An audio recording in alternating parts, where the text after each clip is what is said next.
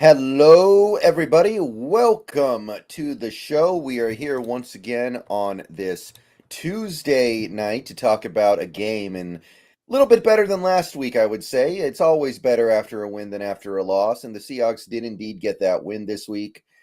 And we're here to break it all down and talk about it, talk about some of the news we've gotten from the team over the last couple days. There's been quite a bit, actually. And we're going to do it together with Brandon of the Hawks Nest. How are you doing tonight, Brandon? I'm doing great, Brendan. As I always like to tell you, it's always better to talk to you after a win, being able to chop something like that up. But doing good, feeling good about the team, feeling good about the W. Like where our Hawks are sitting overall, and yeah, it's been a nice fall so far as well. All right. So we're going to lead off with some of the news because we've gotten an assortment of news over the last couple of days, and it definitely warrants mentioning. This is some big stuff that's definitely going to affect this team. And we've got some good news, we've got some bad news, and then we've got some news. Just news, It's not good or bad. It's like, glass half full, glass half empty. It's just there. As long as it's not all bad, man. That's the Mhm. thing you want to be avoiding. That Okay. bad, worse, and horrific. So if it sounds good to you, then we'll lead off with let's start with the good news. We got some good news. Okay, we'll do the good news. All right. So, injuries. There's some good news on the injury front. Kenny McIntosh expected back at practice this week. Could see action very soon here. Most of the players who we missed in this most recent Cardinals game have a pretty good chance of returning for this upcoming game, including DK Metcalf, Zach Charbonnet, Evan Brown, Phil Haynes, Jake Curhan, all got a chance to come back. So I would definitely classify all of that as being pretty good news. hmm That is extra good news. I mean, the more depth, the better at this point as you go game to game. And it's one of the reasons we feel encouraged about the upcoming season here, Brendan, is that I know we're going to be talking about a serious injury in a second, but there has been luckily few of those so far, which is a big part of success in the NFL is just staying alive.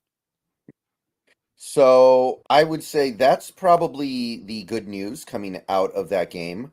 And it's definitely substantial and we're going to need it because now we got to do the bad news. Do we have to? Okay. All right. Let's Yeah. get it out there. I think we gotta do it. I don't want to know. So Uchenna Nwosu gets hurt. Looks very innocuous in game, by the way. Just gets hurt, misses the rest of the game. Everything seems like it's okay. And then we hear later that day that, oh, it might be a little bit more than that. And the next day, I guess he's going to miss a game. And then a couple hours later, he's missing the season. Uchenna Nwosu expected to need surgery in the coming days that will end his 2023 campaign early. Yeah, torn pectoral muscle. We haven't had a lot of those kind of injuries come down the line here in Seattle in recent seasons. I was watching the All 22 today on the game and just going in for a tackle, it looks like, and gets in there to wrap up. It doesn't even look like it's really an odd angle, just going in for a typical wrap up. And then you just see him on the ground a little bit longer afterwards. But it's a big hit. This is your edge one. I know Maffe's maybe starting to ascend to a point of becoming that guy, but he is a complete player.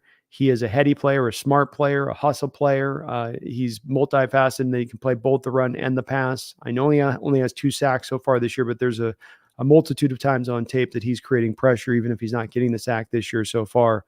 It is a loss to the team having this happen. And we even did kind of feel it a little bit in this game when Darrell Taylor started to pick up some of his snaps. Taylor came out of it with a sack and a half, but he was not the presence Uchenna is in the ground game.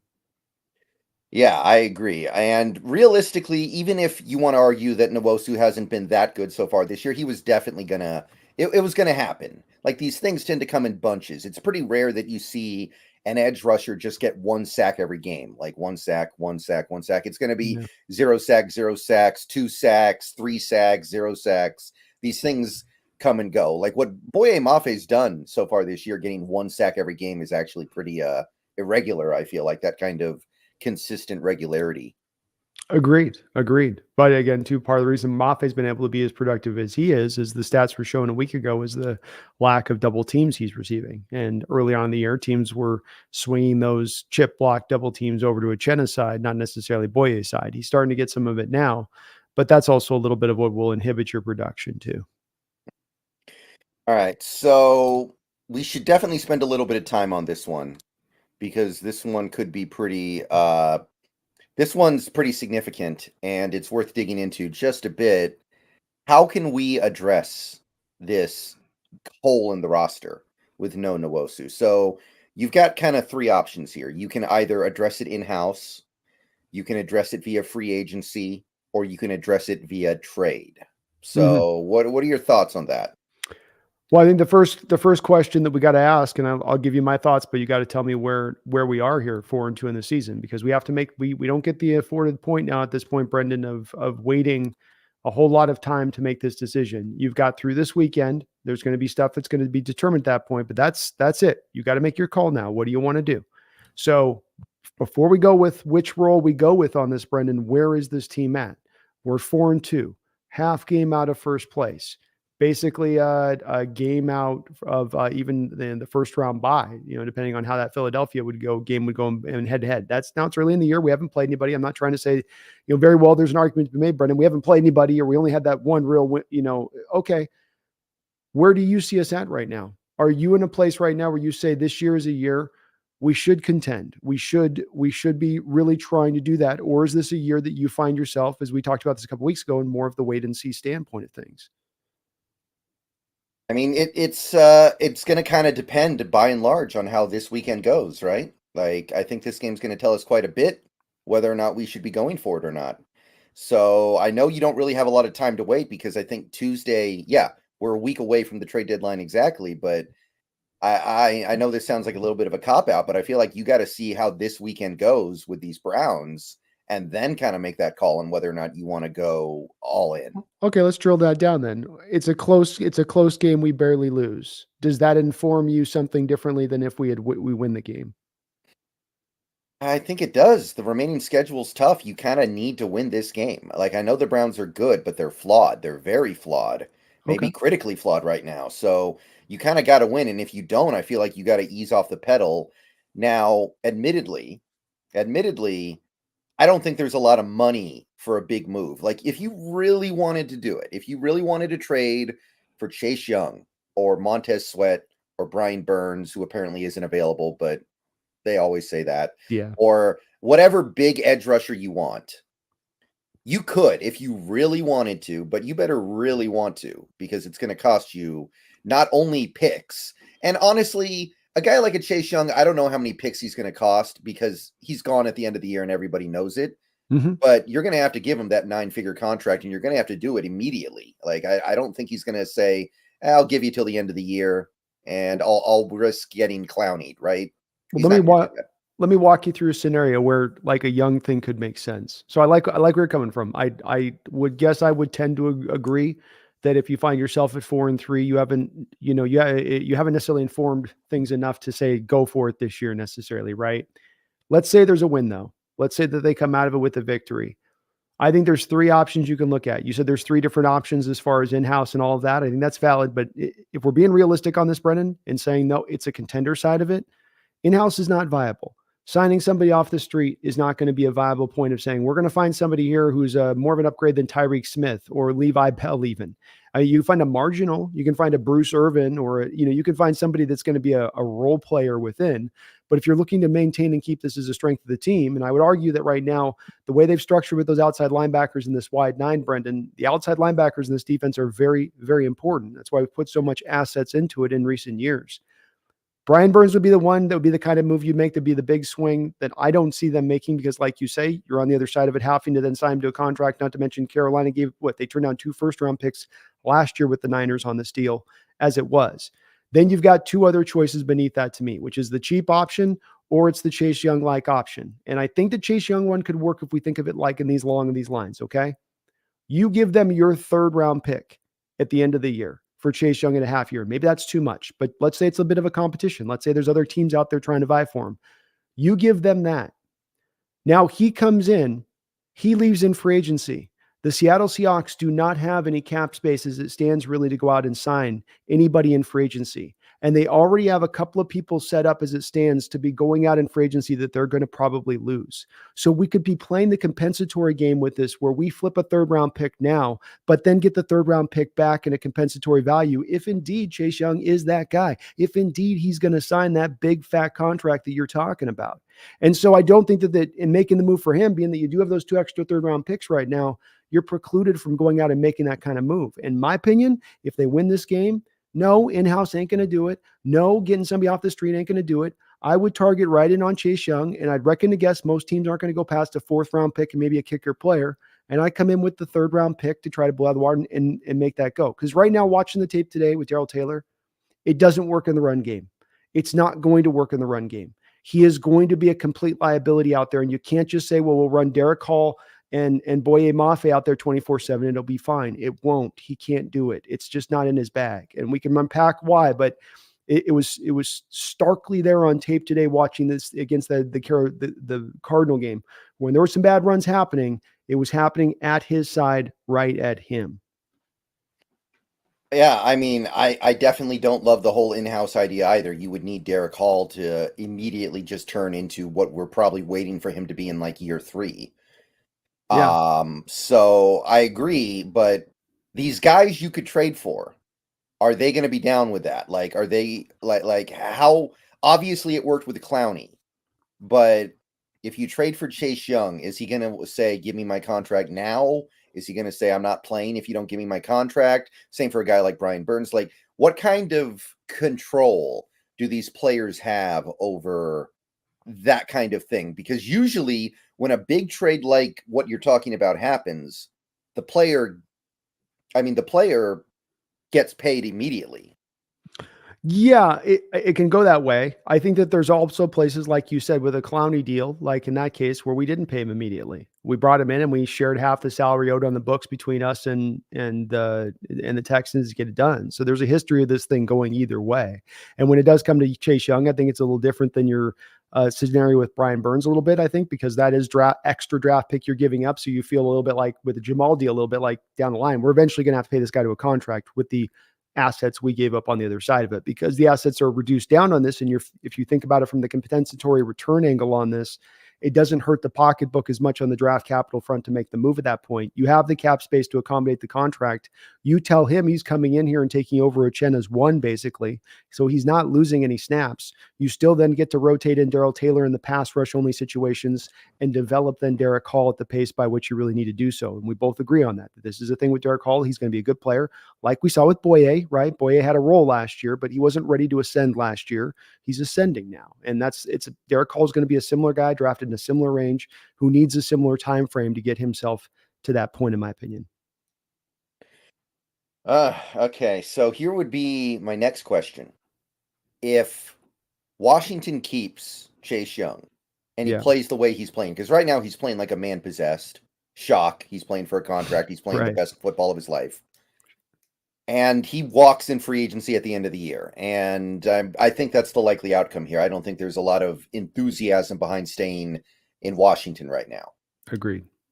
Aren't the Commanders getting a 3rd round pick anyway via compensatory? I would reckon to guess right now, being as the fact that they don't have a quarterback that they're paying a major contract to, that they're not in the same place we are, where there is as much up against the cap as we are. So the other thing with the compensatory game is that you have to wait the year to get it. So they're getting the 3rd round pick immediately for this upcoming draft. Why would they want to do that? Because I would believe that Washington would be in a position to want to build up the assets now so that they can trade up in this draft to get the quarterback now and not wait. That would be my thinking theory from them. If they wait, that's a year down the line for those compensatory picks to come in. We can afford for that time frame here because it's kind of an extra 3rd round pick anyway. We still have that 3rd round pick and the Saints' 3rd round pick at that point. Yeah. So again, it's possible. Like I said, you better really like what you do though, because you're going to be there's going to be something going on here. Either you're giving up an asset for half a year, or you're bringing in a guy, giving him a monster contract that doesn't really leave you with any degree of flexibility going forward. Because there's no chance of that second part. There is 0% chance we're bringing somebody in with any monster contract we're giving them with bringing in. The team's not had success in doing that in the past, number one. Number two, they don't have the cap space to do it. Whatever cap space they're going to align to is going to be going to trying to bring back Bobby, trying to potentially sign Jordan Brooks to a contract extension, trying to, maybe bring back Mario Edwards Jr. They have plenty of in-house free agents that will be able to use up that money. On top of having already 7 to 8 draft picks as we stand right now, which is going to take a chunk of that cap. You and I have been doing this every last couple of years. And we're like, man, that draft capital takes a chunk of that assets out every year. And like, ugh, that kind of hurts. So, I think you can still get this down this line to where it just kind of lines up that you spend the money in other places in-house, and then you can afford for this move to be made now. You do bring up the point. It's the important part of this, if you make it or not, Brendan, is deciding where are you at right now. Do you want to try to compete or not? If you want to try to ride through the rest of this year with your 3 stack now, and let's say maybe bring in a Frank Clark option that's remarkably cheaper, but who's going to be a much more reduced kind of player and what he's going to be able to provide for you, then that's going to maybe limit a little bit of the upside and top side to this team this year. And with this defense, to me, when I stand here and look at it right now and I go, okay, you made the trade last year to give you this and afford you this. You've kept some cap space to afford some move to be made. You've been waiting patiently to determine what's the right move to make. You look across the rest of your roster and you actually feel really good about where everything else is. Part of this is because you're so pretty well health-wise along the board. So it's kind of like this is just the one place that's now suddenly opened up that you don't want it to become where you're trotting guys out there that can't pass rush. And we've had years, Brendan, remember this, right? Like the 2012 year when we lost Chris Clemens and we only had Bruce Irvin in the playoff game, then against that Falcon team, where you've just not had enough to bring off the edge. The year where we had only Jadeveon Clowney, and then who else? Ziggy Ansah, remember? And you got into a playoff game, and that's all you had to pass rush with. You can get very lean very quickly off the edge, and you want to keep it a strength here. Because as we've seen in, I think, even recent weeks, having some of that pass rush off the edges definitely helps out the rest of the defense, especially when it's consistently coming. Do you see any kind of a mid-level option out there in terms of a trade? Like, just as an example, the Eagles traded 3 pieces of Flotsam and Jetsam for Kevin Beard this week, right? Kevin Byard, right? And Kevin Byard's a pretty good player still. He's not an all-pro anymore, but he's pretty good, right? And they gave up basically nothing to get him. Do you think there's a Kevin Byard equivalent out there who you could get for cheap, who would be an upgrade over the Frank Clarks and the Carlos Dunlaps and the Levi Bells of the world? I dug into today on this, Brendan, pretty deeply because I'm prepping for a show tomorrow where I'm going to be looking through this very topic and kind of going through some of these guys that are options that I see out there. And unfortunately, this is a little bit like our discussion in recent weeks regarding the interior defensive line position. The teams that are in a point of sale mode don't really have an edge that's going to stand out here that you're going to be able to jump on as even to me a mid-tier option. Take, for instance, a Yannick Ngakoue for the Bears. Here's a team that'll maybe be in sell mode, Yannick Ngakoue, but then what does Yannick Ngakoue bring to the table? He can't stop anything in the run. He's just like getting like another Darrell Taylor that's a lesser Darrell Taylor. He's also been trending downward in his overall performance in the last couple of years. And this is more of the type of option you're going to see out there. And you're muted, by the way. But like I was just saying, he's not good at football. No, not good at football. It's like with Frank Clark. I mean, this is why Frank Clark's where he's going and bang around too. It's like he's a guy that, yes, has been good at times in the past, and maybe there's a little bit of a couple drops left in the tank there of you. He's not an old player, but just hasn't been terribly very good in recent years. And so when I look through the list of things, I just didn't see any walking through the teams that are in sell mode. Again, we come back to the fact here, Brendan, that there's not a lot of teams in sell mode. A team you might have thought like 2 days ago, even in Vikings, oh, they'll be in sell mode. Are they? Are they? Not anymore. Not after last night. Right. No way. Right. I mean, they're basically two games out of the lead of the first place right now. So we go down the line. That's the thing we have to remember with this in option wise is that you go down the list in the line and there's not as many teams that are in sell mode. And then it becomes, well, then there's only so many teams that have actually useful edges that would work for us. And I saw your video today about, like Carlos Dunlap come back or guys off the street. Like that's the problem there is you got to get in a stand-up guy. It's got to be an outside guy that doesn't have to have his hand in the dirt to make it work. The guy I like is Melvin Ingram. If you're going to go that route, he's a guy who's spent most of his career in a 3-4. I feel like he still has something left, but these guys all kind of, and by the way, that thing you just said about standing up is also a concern with Clark. I don't think it's a coincidence that he couldn't cut it in Denver, which has the worst defense in like 5 years. Yeah. Because he it's a 3-4 and he can't play standing up as well. Agreed. Yeah. I don't think that's exactly his nature of his deal. You just like with him that you bring him in, the coaching staff will know how to use him. and theoretically put him in the right positions to succeed, I guess, theoretically. But that's where I come down to, if you're going to make a move, take a big swing. Not a swing where you're giving up future first round picks and Brian Burns kind of deal and then future draft capital, but take a big swing in like this Chase Young deal that I'm talking about, where you're going to get a guy that's a substantial player here. You're trying to say, okay, we are a contender.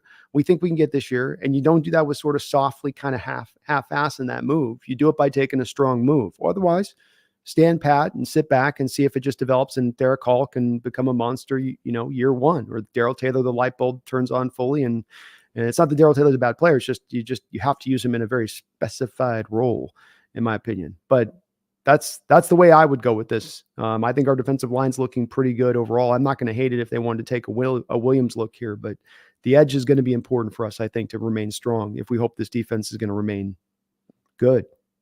Yeah. Oh, and by the way, just to clarify something, if the Seahawks trade DK Metcalf, that clears up virtually no cap space this year or next year, so that does not solve the problem at all. So if your plan is we'll trade DK and use that money to re-sign Chase Young to a monster deal, that not happening.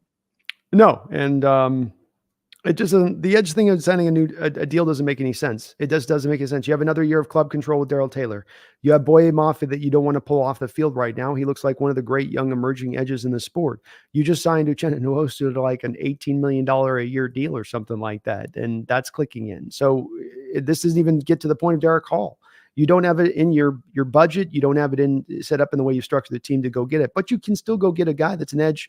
I like the Clowney thought process. To me, Chase Young is that Clowney guy of this year.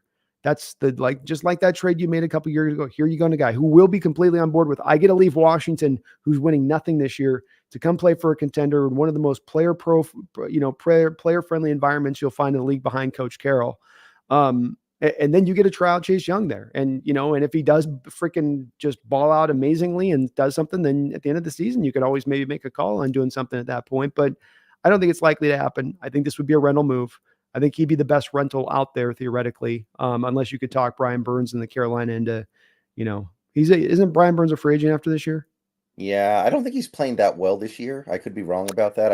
He's okay. It's okay. He's getting sacks, but against the run, it's not as well. But I mean, that's also a little bit of the thing with Chase too, is that he's not horrible against the run, but he's definitely much stronger this year as a pass rusher so far. Yeah. Yeah. What about somebody like a Preston Smith? Maybe you could trade for somebody like that. Better than a lot of these free agents, but not as good as the Chase Youngs of the world. He's still in Green Bay, right? I think so. So I was looking at Green Bay, and I still come at the spot of going, here's an organization that plays it typically very conservative around the trade deadline. They're also kind of more of that slow, patient approach. There's not a lot of times you see them in offload mode. They're currently 2-4. Detroit Lions are leading the division at 5-2. So, is there really much of a difference in their mentality from where the Vikings are? That's what we come down to. I mean, the Vikings are a decent team. The Packers are awful. Like that team's so bad. Like, I know the record's not that different, but that Vikings team is so much better, I think. I don't even think it's close. Does the Green Bay front office view it that way? Probably not. Most teams don't, but that Packers team is bad. Like I think they're very close to the conversation for worst team in the league, honestly. I think it's not. I think it's a fairly fair outlook on it. I don't know if I would go to the worst. There's definitely teams I think go worse. I think their defense is too good to be in a place of saying that could be the worst. But David Bakhtiari not being there, Aaron Jones being busted up this year, and them starting to kind of pay the price on going low rent on the skill position players. A lot of they didn't just go where they need to go with that as far as strong as they did especially after lost Devontae Adams. But I think that's my thing on it, is that's what matters at the end of the day, is what do they think? And if their mentality is that there's still a chance, that they're Jim Carrey and Dumb and Dumber, there's a Green Bay. You just lost Rodgers. You're getting some picks from already New York on this, but those picks aren't going to look as good anyway. Why don't you just try to start mounting on picks and turn this over a little bit, but that's obviously, I don't think they're going to go that direction. They're going to try to think they can get Jordan Love going back up, because they put so much investment in this kid. They've been waiting for a couple of years, and then just to go, okay, we're out after 6 games. Even in Aaron, and this is again with Aaron Rodgers, he didn't start out at like a bat out of hell either. It took him a little while to find his winning feet with Green Bay too. All right, so that is the bad news. Not really much I can say about it other than that. I mean, we lost Nwosu, and it's going to be hard to replace him. You're looking at trying to hit gold with a free agent signing of some veteran who's going to, hook himself up to the rejuvenation machine for the last 10 games of his career. You're looking for a guy in-house like Levi Bell to just suddenly turn into Reggie White, or you're trying to trade, which I mean, you're going to need to thread the needle a little bit here. You're going to need Washington. I mean, for everything we just said, Washington's better than Green Bay, right? For all we know, Washington's like, no, we're going to let this ride with Chase Young. We're going to win the Super Bowl. They got Magic Johnson owning that team. He's thinking they're going to win that their Super Bowl. Maybe. I mean, it's probably like you say, these organizations have these road, and this is the thing: is since the trade deadline, since the 17th game season, basically, this has gotten teams way more into that optimistic state, even halfway into the year. Where normally in the past, if you go 10 years back, Brendan, you'd have way more of guys in sell mode, or more teams in sell mode. I think now you get more of teams going, we can turn this around. We can get this together. Just got to get just got to get hot at the end of the year. But I do think Washington looks at specifically their quarterback situation, whereas Green Bay looks at theirs, and I don't know if they're fully to the point of we're out on Jordan Love at this point, as they are of we've got to do what we did with Brett and what we did with Aaron, which is giving them time for the development factor to kick in. And whereas with Washington, I think they go, okay, he's a fifth round quarterback. He's not bad, but he's a fifth round quarterback. We're going to need to do better. And we're due to be picking right now this upcoming draft in a place where we'll be picking in the teens, and they'll be lucky to get their hands on Penix at that point. If Penix lasts that, if he's still considered in that range. I think but that's he will. the kind of for whatever. This is a conversation for another time. I think he Yeah. will last at that point. Yeah.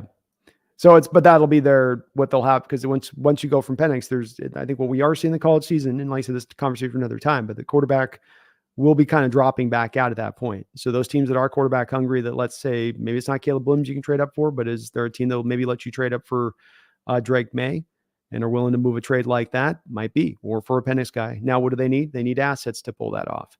And I've long thought with them too on this, Brendan. Let's remember with this, they paid Jonathan Allen. I know he's complaining and moaning about not being happy, but they can't really get off from that contract. It costs them too much. They just paid Laurent Payne. They've got to kind of decide between Montez Sweat or Chase Young here too. Like, I know that they're doing the whole PR thing of saying that they've got to pay, they're going to pay them all, but no, they're not. They're not. That's just silly. Yeah, silly. So somebody's got to go. And I think Sweat's the guy that they're going to like more, because he's just more of healthier, a little maybe more of a complete player overall, whereas Chase Young might be a little more of a vibrant pass rusher. Right. So there's no great solution here. It just sucks to lose a good player sometimes. That's all you can say. So that's the bad news. And then we got some news, just news. D. Eskridge's suspension is over. I don't know what that means. Woo! Let's go. The offense is about to get taken the top off. Are you ready, Brennan? Are you ready? We should have some confetti blowing up behind us on this one. For the two plays he might get per game, it's going to be great. Right? Oh, wait till you see that fly sweep, Brennan. Wait till you see that one fly sweep a game. I mean, it's going to be a 5-yard gain like you never. I'm telling you. I'm just saying. Yeah. So I don't know what he's going to do on this team. I made a video about this last week. DJ Dallas is actually doing a great job returning with kicks and punts. Despite the fumble, he's actually been one of the best all-around returnmen in the game. So I don't think Eskridge fits in there. McIntosh is about to come back. And honestly, he might take some of the snaps that Eskridge would have gotten, because the thing with McIntosh is he can also line up a little bit at receiver. And I don't know where he fits in here. We got Bobo doing stuff now. It's like, sorry, Eskridge, someone took your seat. As you say, I don't know where he fits in either here, Brendan. Part of me is kind of happy DJ Dallas is doing that, because I kind of feel like Eskridge is the bubble boy right now, and we just have to like keep him encased in, popcorn and all that, and the bubble filled up with oxygen, just so he doesn't get injured. So we'll just reserve him for the occasional fly sweep, I guess, and keep him on ice at that point. It's going to be interesting to see if Tariq Young can get slid, hid, and tucked under into the practice squad, or if some team would try to pluck him up, if that is indeed the direction they go. That's one hell of a tell we got though. When D. Eskridge comes into the game, you know it's a fly sweep. It's like how when we're on the goal line and Jake Bobo goes into motion, you know Yeah. it's going to be a shotgun Oh yeah. draw. Oh yeah. Like when Eskridge is in the game, it's going to be a fly sweep. All 11 defenders just. They're desperate to get some value out of that pick somehow, Brennan, some way or another. You know what I mean? They're going to validate even to a marginal degree because I'm kind of surprised even that he's still, frankly, kind of on the roster. Because let's Yeah. not just remember, it's not just the suspension; it's also that, like I said, coming into the season, he's got to stay healthy through training camp, and then the very first play, the very first kickoff coverage, like it is what it is with it on that one. Yeah, okay. So that's about it for the news of the last couple days for the Seahawks. Some, again, good, bad, and indifferent, as it is for most football teams from week to week. So it's just another week in the life of following a sports team. It's true. It's true, especially to get the depths of the season. All right, we got some donos here. Let's take a look at them. The Snail, thank you for the $2. Bring back Bruce. I'm much more in favor of that than Frank. Yeah, I think I'm inclined to agree. I think that if you're going to do Bruce, there are a couple other guys that you might look at first. Guys like Melvin Ingram, guys like even Robert Quinn, who had a career year just 2 years ago in a 3-4 defense, which surprised everybody because supposedly he was a 4-3 guy. In the Fangio Um, defense. yeah, actually, good point. Um, so there are guys out there like that, but they're all kind of the same. The thing with Bruce is that he's got familiarity with this team, a little bit with this scheme now because he was here last year. People like him. I mean, I can definitely see why there's some enthusiasm behind bringing back Bruce Irvin, but do you think Bruce Irvin would be better than Levi Bell or Tyreek Smith? Maybe. Tyreek Smith got a little bit of run in that Detroit game, and he wasn't particularly good. He was up and down in his preseason, at least just to my eyes, and some of the PFF scores you saw with him. I know Levi Bell is a fan favorite, many thinking that he's going to be the next iteration of James Harrison. I think that if it all came down to it and you couldn't make a big swing move, I think Bruce would be probably the best option. Even maybe a little bit better than Ingram because he has the familiarity thing. I think that's a big part of this with the coaching staff, knowing how to best use that guy when he comes back in the house. And as he showed last year, as long as you don't overload the snaps, he's still got a little bit of something there left. I don't think he's going to be anywhere, the impact you get out of from Uchenna, but it would be able to at least keep us functional. I will say that. Yeah, it's very possible that the solution here is just we're going to count on Mafe continuing to ascend. We're going to count on Hall rounding into veteran shape a little ahead of schedule, and we're going to count on Daryl Taylor at least being serviceable off the bench as a pure pass rusher. And then we just need to bring in another guy to eat up 15 to 18 snaps a game. Like that may be what we end up doing here. And I mean, I don't love it, but I get it. Same. I think that's a good way of putting it. I don't love it, but I would understand it, and I wouldn't super complain if the team doesn't make some huge overarching move. I would get where they were coming from on it, even though I'm advocating for it. Yeah. Donnie Dugas, thank you for the $9.99. Figure out how to pay Crosby at the Raiders long-term deal, first round pick. Do it. Yeah, that's another one of those home run options, but I don't know how Crosby would feel about getting traded and then not getting extended. Yeah, I don't know how that would work either. Honestly, if I'm making the trade for Crosby with the amount of draft capital it's going to cost, it's just like Brian Burns. You're going to be driven to sign them to a big deal, and he's going to want to be paid 30. He's going to want to be paid matched up with the Bosa deal. I mean, just under Yeah. $35 million minimum is what you're paying, which is just way too much. I mean, you're just not going to want to roll that. Would he maybe want to go on a 1-year rental, Brennan, with the fact that he doesn't want to have to? The guy's never won there with the Raiders. He knows he's going to be productive anywhere he goes. Would he maybe be a little bit more on board at that point with being like, well, Well, I mean, hold Crosby. on. So Crosby's, wait a second, he's on a big contract right now. Oh, he already got the 25 mil a year, but he'd probably Yeah. want a new deal if he got traded. They always want a new deal when they get Yeah, traded, don't but they? the Raiders aren't going to. The Raiders have a $47 million dead money hit to move Crosby. Yeah. Okay. So Okay. Cross that one off. yeah, it's just there's dead money, and then there's dead money, Donnie, and a little hair over $47 million dead money hit for Cross is he just signed that deal. Yeah, you got to take a look at the fine print before you start talking about a trade, guys. Most of the time, it's impossible. Yeah. Danielle Hunter, I think, is actually in that area too. I don't think he can be traded even if the Vikings wanted to, which I don't think they do. Agreed. I think Danielle Hunter's in the same way. And don't get me wrong, Donnie, I love Max Crosby, so I would love to bring him aboard. I think he is the epitome of what you want a football player to be out there, as far as he's giving it his all every single play. He's high effort, just all over the football field, impacting a variety of ways. But the Raiders, as we know, we got to remember with this, Donnie, they are a cheap, one of the few NFL organizations that's just pretty much outright kind of cheap, not catch rich. I've heard recently like Brady's going to buy in for $100 million into ownership there or something. So you definitely got Davis there needing money. He's not going to want to be eating the dead money that would take. Yep. On Don't forget his about the 10% they're going to have to give to Caleb. That's right.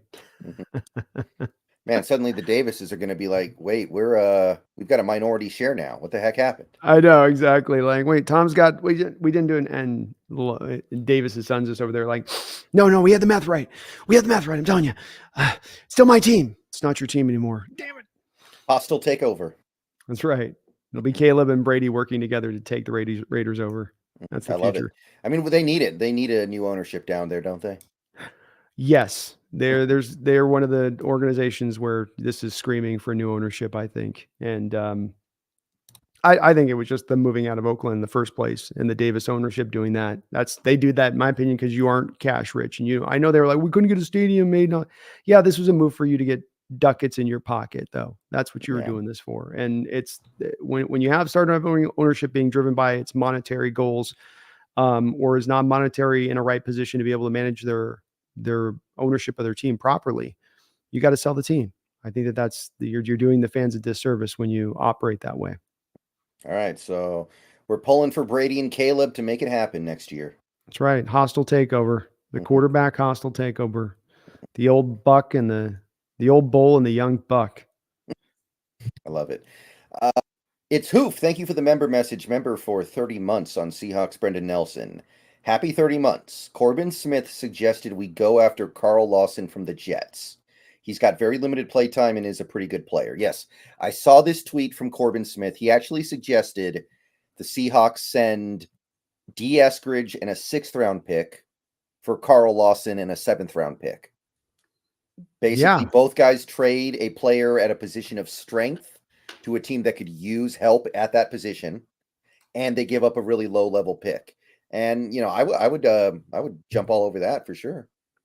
I mean, it's kind of a definition of a low risk, not a high cost kind of deal to do it. I wanted to look at one thing really quickly here with where he's at, because he was a kind of a big free agent signing for them a little bit. Oh no, he's manageable all the way. So they've reworked his deal. His deal is completely manageable there to make that go. One question I'd have is that, of course, coming with where he's at with the Jets, four-man down lineman, 4-3 defense. I believe too that part of the reason maybe he moved on from the Bengals is I think he was mainly a down lineman there too with them throughout his time there. Is he a guy that can stand up? Yeah, these are the questions that need to be answered before you do something. But right now, let me see. He's played 73 snaps so far this year and has been inactive for 3 games. Yeah. So, I mean, as Corbin brings it up, I have no problem at this point moving Eskridge. Part of my worry is a little bit of losing Derek Young, not because I think Derek Young is an amazing player, but because I like the value he brings as a low-cost guy that you have a couple of cheap club-controlled years under, rounding out the back of your roster who can play all of the special team stuff. So I like that part of him being here versus Eskridge, who's 1 year more removed on that contract versus him, who's way more injury prone, who there's not a long-term future there for. So if we go get Carl Lawson, even if I'm not sure of his ability to stand up, with those kind of parameters, that deal, he's not high cost, I'd be okay with that. I'd be okay with that. I'd certainly would be more in favor of, I think, taking a bigger swing. But if this is the only options out there, as I was saying earlier, I can't be hypocritical on this. There's just not a lot of great big options out there to go take monstrous swings. So yeah, you got to be happy maybe with what this is like the Kevin Byard trade where you get a quality player who isn't great for a low cost. Like maybe this is that equivalent. Could be on that one. And I think we're caught up now. So I guess there's nothing left to do but talk about the Seahawks Cardinals game on Sunday. Hmm. So, you ready to open it up over there? Let's do it. Okay, so Seahawks win 20 to 10. To briefly go over this game in a broad sense, when you saw the inactive list before the game started, it was pretty clear this was going to be a game about surviving more than thriving. It's Yeah. hard to thrive when your offense is this beat up. You're missing three of your starters and one of your backups on the offensive line. You're missing your top receiver, missing your backup running back. It's not going to be great. So in that regard, the team definitely succeeded, right? You win a game in those circumstances against any team, you did your job. But how did you feel coming out of that game on Sunday?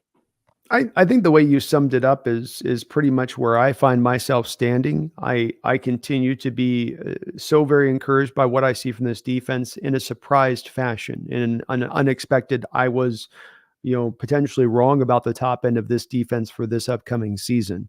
And that part not only has me going, like you say, survive this game, but very encouraged by what we're seeing from them, very encouraged by what we're getting from the rookies and the young players and how they're performing, which was just great in this game. Um, but I think that there is a little bit of a line between the fans right now and their outlook of this team coming out of this game. Those that say, well, you should have lapped that team 3 times over, versus those like you and myself that say, it was more about kind of surviving and getting through, even against a roster in the Cardinals that's not the best in this league. This is got to keep in mind, this isn't a team that's been just, blown out every single game this season by everybody else but us. They've been playing pretty close in all of these games. I've watched a few of their games. It's been that way. And they did the same thing they've done throughout the year in this game. They didn't, shoot themselves in the foot, no self-inflicted mistakes. They didn't have enough talent to hang in there, but they were gonna fight and give you a good battle. I'm very impressed by how Gannon's got that team playing with a lot more fire, in my opinion, than anything that Cliff Kingsbury was able to ever get out of them in his time during there. So I'm encouraged by the win, Brendan. It is a survive win to me. I'm, as you probably are in my camp, I think you agree with me on this, that I put a lot of weight behind once you get to the point of being down, as you say, not just 3/5 of your offensive line, but also now your backup right tackle. So it's you're getting deep. You have a left tackle in Stone Forsythe who should never be a strong side right tackle in this sport. That's Right. not his game at all. Yeah, and by the way, let me just say real quick, I thought Stone Forsythe actually played okay, so He credit to him did. for gutting it Yeah. out. So, Yeah. Yeah. props to him. Yeah. No, it was good call out. I was watching it today. There was a couple of blocks he was in there, even in the ground game, Brendan. I was like, oh my God. In the ground game, you're gonna get some push there. Okay. I see you there, Stones. So I was really impressed. And there were some linemen that didn't do as well in this game, but he actually held up relatively well. But that was still the reality of where you were Yeah. in what you were dealing with Yeah, offensively. well, you got to remember he's up for a contract extension after this year. He's trying to get that $100 million. Like Oh, there he's you got to go. step it up a little bit. That's right. Franchise left tackle. That's right. All right. So, starting with this defense, which you did praise quite a bit in the opening there, because they played another really good game against opposition that is not terrible. I don't think this Arizona offense, I wouldn't call them terrible. They're bad. They're missing their best player, but I don't think there's anything terrible about this Arizona offense. It's just a generically bad squad. Um, this defense, it wasn't as splashy as you would have liked. You would have definitely liked to have seen some turnovers. We didn't manage to get any. Obviously, we came very close to a couple that just got taken off the board. Tragic loss of a couple of Brutal. very big turnovers in that game. But one thing that I noticed when looking into the little micro elements of this game was Trey Brown kind of got shelved a little bit, and we went three safety almost constantly. Julian Love played 90% of the snaps. Mhm. So, do you think that's a matchup thing because we're playing the Cardinals and not the Bengals? Because it was the opposite the previous week. I think you are going to, and this is an encouraging deal. We should love seeing this. Is that rather than a one size fits all, like a pant you'd buy at the store, we're going to match up to the opponent and what they do weak and where we can attack them in that weakness by how we trot out those personnel groupings. So I think there's the flexibility to just judge this by the nature. Last week, for instance, You've maybe got more receivers on the outside with the Bengals that are going to make you a little more fearful, right? So having the cover man and Brown out there and doing that, feel a little bit better about that out there. In this one, you go, well, we're really worried about a Hollywood Brown. He's about the only guy there that can scare us in this. So we can feel a little bit more like we can come and put an extra guy on the field that might give us a little bit more help, let's say, in defending the run, which we feel like is going to be a big part of stopping this offense against the Cardinals this week. So I love that the coaching staff, Brendan, is enacting actual strategy per the opponent they're playing, because there's a lot of, and I'm not trying to hammer them on this, but the old school defense, of course, was what? We're going to play cover 3. We're going to do what we do. You know what we're going to do. We know what we're going to do, but we're still going to do it. And that's what you're going to see pretty much all game long. This is a huge jump into a different direction here to go this way. And it makes them a lot harder to prepare for, Brendan, because if you're willing to change game in, game out, if you're willing to attack our weaknesses, if you're willing to just be like an amoeba, well, then what do I know? What am I going to anticipate that I'm going to get on Sundays? How do I know what I'm going to get on Sundays? I don't. It's a question mark. It makes it harder for you to prepare against this team. It should make our defense that much better than on Sundays. Yeah, that was one thing that really caught my attention, because you're right. Previous Seahawks defenses have been a little one size fits all. We're going to do what we do. It feels like this game plan was kind of tailor customed around what the Cardinals do. So I really did like that. That encourages me a lot. So beyond that, it was another week where you kind of have to go pretty deep to find players that didn't play particularly well. Yeah. Even Darrell Taylor, as much as he doesn't play the run very well, did have a couple sacks late in that game. So he actually did find a way to contribute positively. Again, I kind of feel like the closest thing to a player who didn't play very well in this game might be Reek Woolen. He gave up a couple of catches. He had a penalty that took a drive-ending sack off the board. There were a couple other mistakes. I thought he made, like, a tackle attempt on Dobbs was really bad on the touchdown run. But even that, like, some of the stuff being said about Woolen is a little overstated. And you go down the list, it's like I thought Jordan Brooks played phenomenal. I thought that was one of the best games of his career, all over the place, doing stuff at every level. I thought Wagner was good. There are a couple plays where you notice how slow he is now, but overall played really well. Witherspoon, I mean, he's what is he not bringing to the table at this point? He's not taking anything off that table anymore, is he? Not only that, but we have on our hands and not only the highest rated PFF corner in the entire sport as it stands right now, Oh, yeah. but you have yourself the most unique cornerback weapon in the entire National Football League. And there's nobody out there able to do what he does or come close to doing what he does.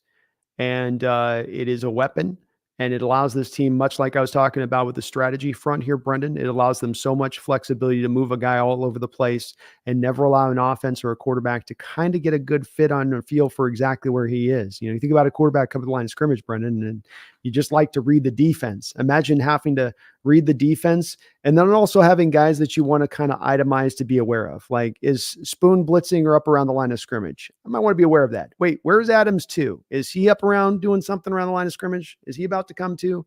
Where's he at? And you eventually get around to reading the defense eventually, I suppose, on that, but it makes it harder.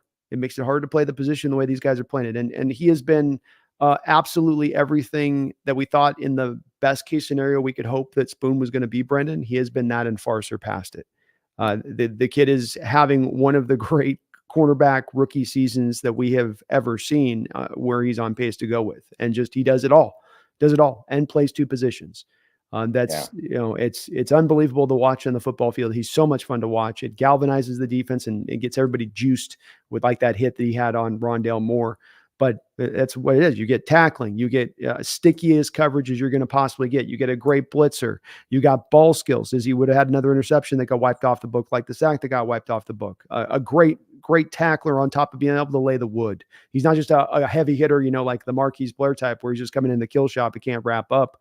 No, he'll come up and be able to wrap up too. He's a form fit tackler in that realm of things. So just amazing player. I'm so glad we're going to get to watch him for the foreseeable future. I'm not as worried about Woolen. I know that there is some consternation. The guy's averaging 29 yards a game he's giving up right now for the season.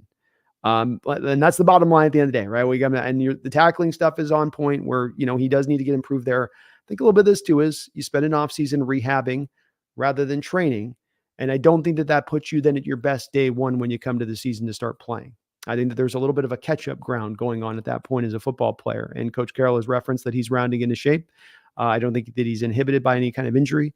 And I think Reek's going to be very fine in the long term. And we're going to love this cornerback tandem going on in the future, Brendan, and what they're going to be able to provide this defense. Because there's some snaps you're watching now, and you're already starting to see it when you do have Witherspoon on the outside with Will and Brennan. Those guys are right down up on the line of scrimmage, running sticky coverage, man on both sides. And it's a thing of beauty. It might as well be like a Monet for me, you know. Let's see here. Another guy on defense who really stood out, I think, Boye Mafe. He Mhm. made some plays. I mean, like the roughing the passer call. I'm not saying I think it's a bad call, but I don't think he did anything wrong on that play. It's just No. stuff happens. You Yeah. swing your arm around, it hits a helmet. I don't fault him for that. I don't think that's something I can like be upset at him for.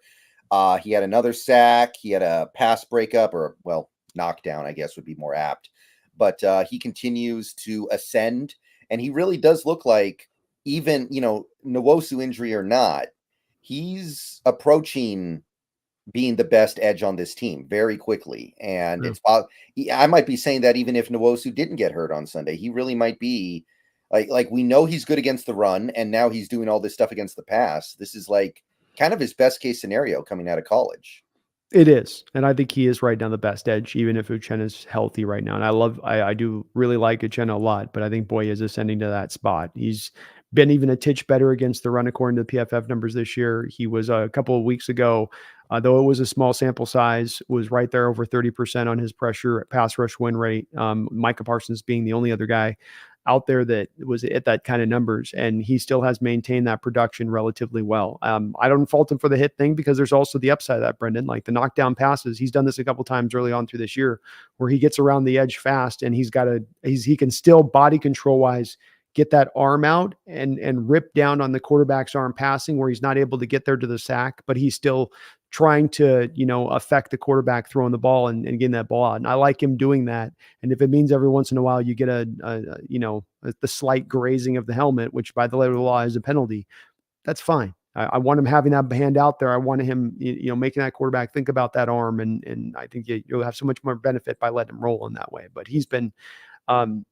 best case. That's the best way to say it. He's been the best case scenario of what you possibly could have hoped for him coming out last year, getting a guy like this in the second round. And he's just so explosive off the edge. He's rounded out his moves. BT Jordan, I think, has really done some great work with this kid in getting him just with more in his bag. And Taylor, he's an efficient pass rusher, Brendan. There's no doubt about that. You give this guy some snaps, he's going to affect the quarterback. His run game instincts, his tackling, his awareness in space is all D level range. And that is the only real issue with him. The other thing too is the pass rush still remains the same with him. Watching some snaps from this game, where if Daryl's got a plan A that works, it's great. But there's no counter, there's no plan B, there's no chaining together of any pass rush moves. It's I'm going to do this thing prior to the snap. That thing didn't work. I'm stuck.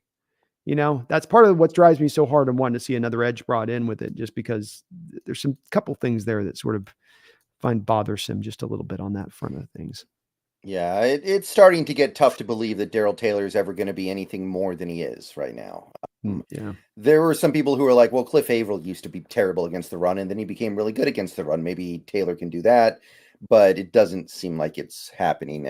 He is still on his rookie deal, I guess, but I'm kind of getting the sense that he is what he is. Averill just was at least aware in space. Like Averill was a pretty smart player post snap about what was going on around him. And he had a way where he could use his quickness. Like that's not a bad comparison, because it's like, yeah, they're both quickness players and they're going to try to use their speed above all else. Like it's really not going to be calling upon them trying to use their power to make anything happen. But Averill understood how to use angles and to stop and start, how to lose a tackle a little bit in the run game at times to make himself and that was maybe learned with time. And maybe Taylor will learn it with time. If I'm not mistaken, he was a little bit of an older prospect coming out, if I'm not mistaken. Yes, he With was. Taylor. So that's the thing we come back to on those guys of like, they're kind of what they are once they come out by that point, right? And they ain't the 21-year-old kid that's got a lot of room for growth. They sort of are set where they're set. But he's not a bad player. It's just that I'm worried about fitting him into the Uchenna one role and teams now Mhm. starting to go to the run game and being able to really, really hammer us with that. That has me concerned right now. I thought Draymond Jones played pretty well. He got in on a few pressures. I thought he was eventually. It took a little bit, but eventually he got going and was disruptive. Jaron Reed took a little while to show up as well, but he did. And it's just one of those games where you go down the list. Trey Brown had a pass breakup. It's hard Edwards to find Jr. guys. Yeah, Edwards Jr. Edwards was Jr. active. Yeah. Yeah, I mean, it's hard to find a guy who you look at and go, that guy's not playing well right now, or that guy didn't do his job. Even Julian Now, Love stepping forward a oh bit. yeah, Julian Love. That's another good one as well. The one thing of note I think from this game might be for the first time this year, our run defense got dented a little bit. We gave up 5 yards a carry, 127 yards. I said before this game started that the Cardinals would be able to challenge us with their running game in ways that these other teams that we had played mostly could not do because they had a read option quarterback. They had that in their arsenal. They had a quarterback who you might be able to run designed runs around, a guy who is genuinely a dual threat. He is I mean, I guess there's Daniel Jones, but most of the quarterbacks we played this year have been pocket quarterbacks, guys who are not really big threats to take off and run. Yeah. So we get in there with Josh Dobbs, and he does a little bit of damage with his legs on us, and the Cardinals end up with a pretty efficient rushing attack. So we've got some other games this year against these quarterbacks. We got a Lamar Jackson game. We have another game against Josh Dobbs later this season, if it's Dobbs, and if it's not, it's going to be Kyler. And Kyler is also certainly a threat to do that kind of stuff. Sure. I mean, we might have one this weekend, by the way, with PJ Walker. We'll see how they end up using him because I don't think Watson's going to be out there. So, what do you think we can do to try to make this part of the run defense a little bit better? The two biggest runs of the day were the Dobbs run on the keeper that you mentioned about Tariq Woolen, but Tariq Woolen didn't do a solid effort on that tackle there. Dobbs has obviously showed he was tough to kind of bring down in the open field in this game with a couple different guys that are usually pretty good tacklers. But the play is completely blown by the fact that Darrell Taylor takes the read option man inside, so he crashes down to the running back who's not being given the ball, and then completely opens the front door for Dobbs to just get up to speed and be basically at a full sprint by the time that Tariq Woolen can come up there to try to make a tackle. The other big run was DeMarcado got over the left side a little later in the game, and he got up for like about a 29-yard run or something like that. Again, going right at Darrell Taylor's side where they're pulling two offensive linemen from the weak side to the strong side. Darrell's the point man on the front, and he completely soft sells setting the edge and just gets blasted back. I'm not putting it all on him. There were other parts in this game that maybe you didn't do as good in up front in maintaining some of that gap integrity. But I think if you did remove those two big runs from the day and then looked at the rest of the runs on the day, you did a pretty good job overall of keeping things pretty much controlled at that point. It was those two big ones that really set it aside. So I don't think it's a huge problem going forward as far as there being a team defensive concept issue at play here. I do think that there's an issue with teams going at Darrell Taylor and his side of the field because it is not just merely it's sort of a poor issue here. It's that this is going to be a supreme weakness to your team, and teams are going to know it. He's been around long enough and out there enough where teams understand that you want to go that way when he's out there and test his ability. And he can't do it, unfortunately. There's times he'll flash in the run game at times, but just that's really more it to me, Brendan, on it. I mean, you talk about the read option thing, and that's where his awareness comes in because he can't think back to the Goff play this year, right? Where Goff gives the play action and he blasts Goff after Goff long doesn't have the ball. He just Right. you need that awareness thing of what's happening in the middle of the moment. And it's just, he will get, I don't know what he's kind of looking at sometimes, to be honest with you, or he's trying to guess and then just always seems to pick wrong. Right. So that was the one thing the defense didn't do so well in this game. Other than that, they held Dobbs down. Dobbs dropped back to pass. I think it was like 37 times and had 122 net yards, Yeah. which is crazy and efficient. You're going to win a lot of games if your defense is playing like that. Yeah, exactly. Yeah. Overall, got good pressure. Tackling was mostly pretty good, I would say. Cardinals did help out a little bit with some drops. And I should also say the fake punt was classic stealth tanking stuff. What was that, dude? That that was straight up like yeah, I that one made me sit back and go, "What do you do? What? Clayton Tune? Okay." Yeah. I kind of do feel like that was confirmation that their goal this year is to be competitive in every game and still lose enough to get the number one pick. Well, didn't they just release, like, just today too, they released, like, Kayvon Wallace, who's played pretty good for them today too, like a safety that they just Um, released today. I believe they released Majai Sanders. I think I read about that. I haven't heard about Wallace yet. Wallace is getting released too. So they're Wow. releasing and he's played pretty good for them too. So this is a team that we've talked about for the with this we're confirmed. This is confirmed now. It wasn't us looking at it like they're tanking. And yeah, this is a year of Caleb Williams coming out. This is a year that's going to have teams doing some silly stuff at times, which can make the trade deadline a little more interesting, I think, in the name of that. But I think they've leaned into it. They really have leaned into it. And Yeah. Caleb's going to need a little bit more if it's the Cardinals. That's going to be like 15%, you know? That's the thing. he might want over 20 on that Yeah. one. He might want over 20. It's like, hmm And by the way, guys, we're joking around. That whole Caleb owning a team, part of a team thing is 100% not legal. And I'm yeah. actually really surprised the NFL hasn't already like come down very hard on that. They're probably just not taking it seriously. They're like, yeah, Yeah. you go ahead and ask for that. Sure. Yeah. Yeah. What he's basically asking for is I want you to pay me $500 million under the table. Yeah. Like literally, that's what he's asking for. The NFL is not going to stand for that. No. No. No. No. No. That's not going to fly because you set that president. You're going to have every player asking for that president. And owners are not going to be happy with that. Um, I guess that's about it to say about the defense.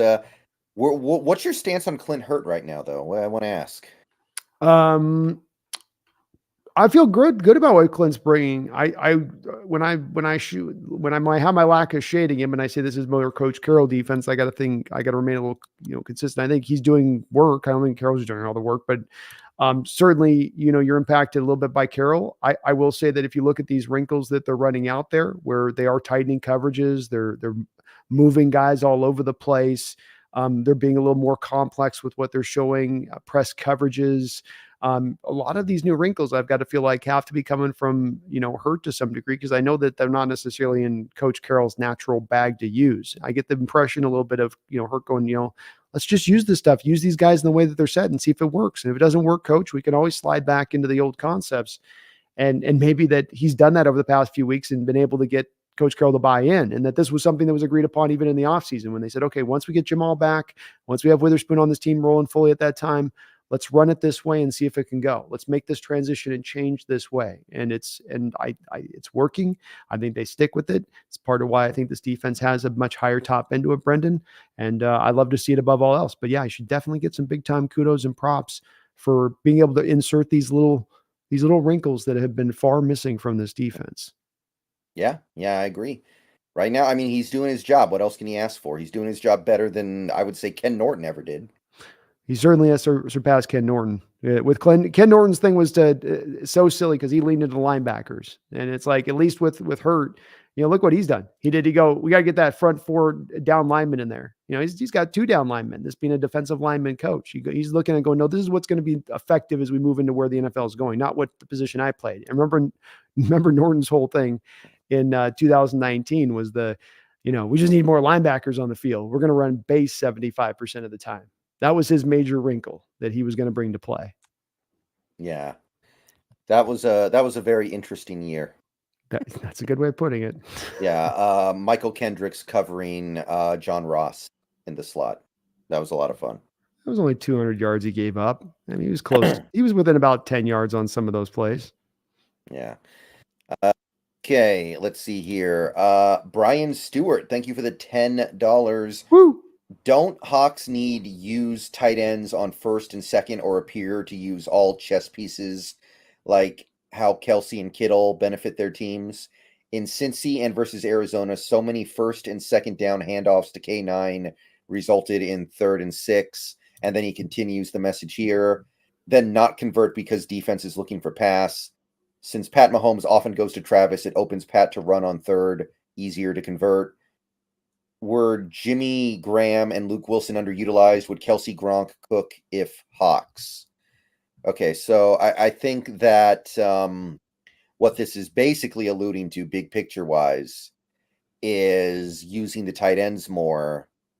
But I I mean, I think the Seahawks are still this year overall using tight ends more than almost any other team, right?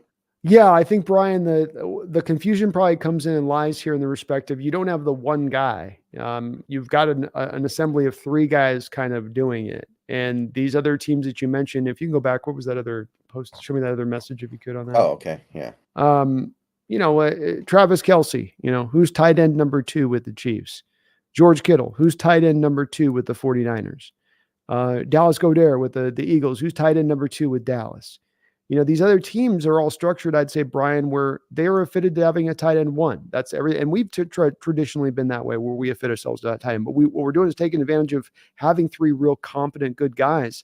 All of them are going to get their share of catches. I don't know where they're currently set out, Brian, to be as far as their production, because this was what I was looking at a week ago, I think, Brendan, as we went into the bye. But Brian, last year you had 1,100 yards, 9 touchdowns, well over 100 catches from the position with a collection of those 3 guys. This year, you were on pace to be at, I think, 1,200 yards and once again over 10 touchdowns. So you, as Brendan's saying on this, the cumulative use of all 3 of these guys surpasses the use of the single guy that might be running the show there. In regards to your first down running, I do believe, and I think in your point on that is a very salient one, being that we've been very conservative in our offense, especially on first downs. The analytics tell you that you more often than not should probably try to lean to throw than lean into run. And we seem to just try to be running the ball on first downs, or predictably, like if you pass and you get an incompletion. Analytics say don't come down on 2nd and 10 and run the ball. Those don't have a lot of success when you try to do that. Those are 2 points of conservative, predictable nature that our offense will operate within at times. And it's a place where I think Waldron could find some improvement, especially the throwing on first down thing a little bit more often. But it has been a bit conservative this year. And that's also part of where I stand, Brian, on Waldron just not being quite as impressive from a play calling standpoint as he was last year. Yeah.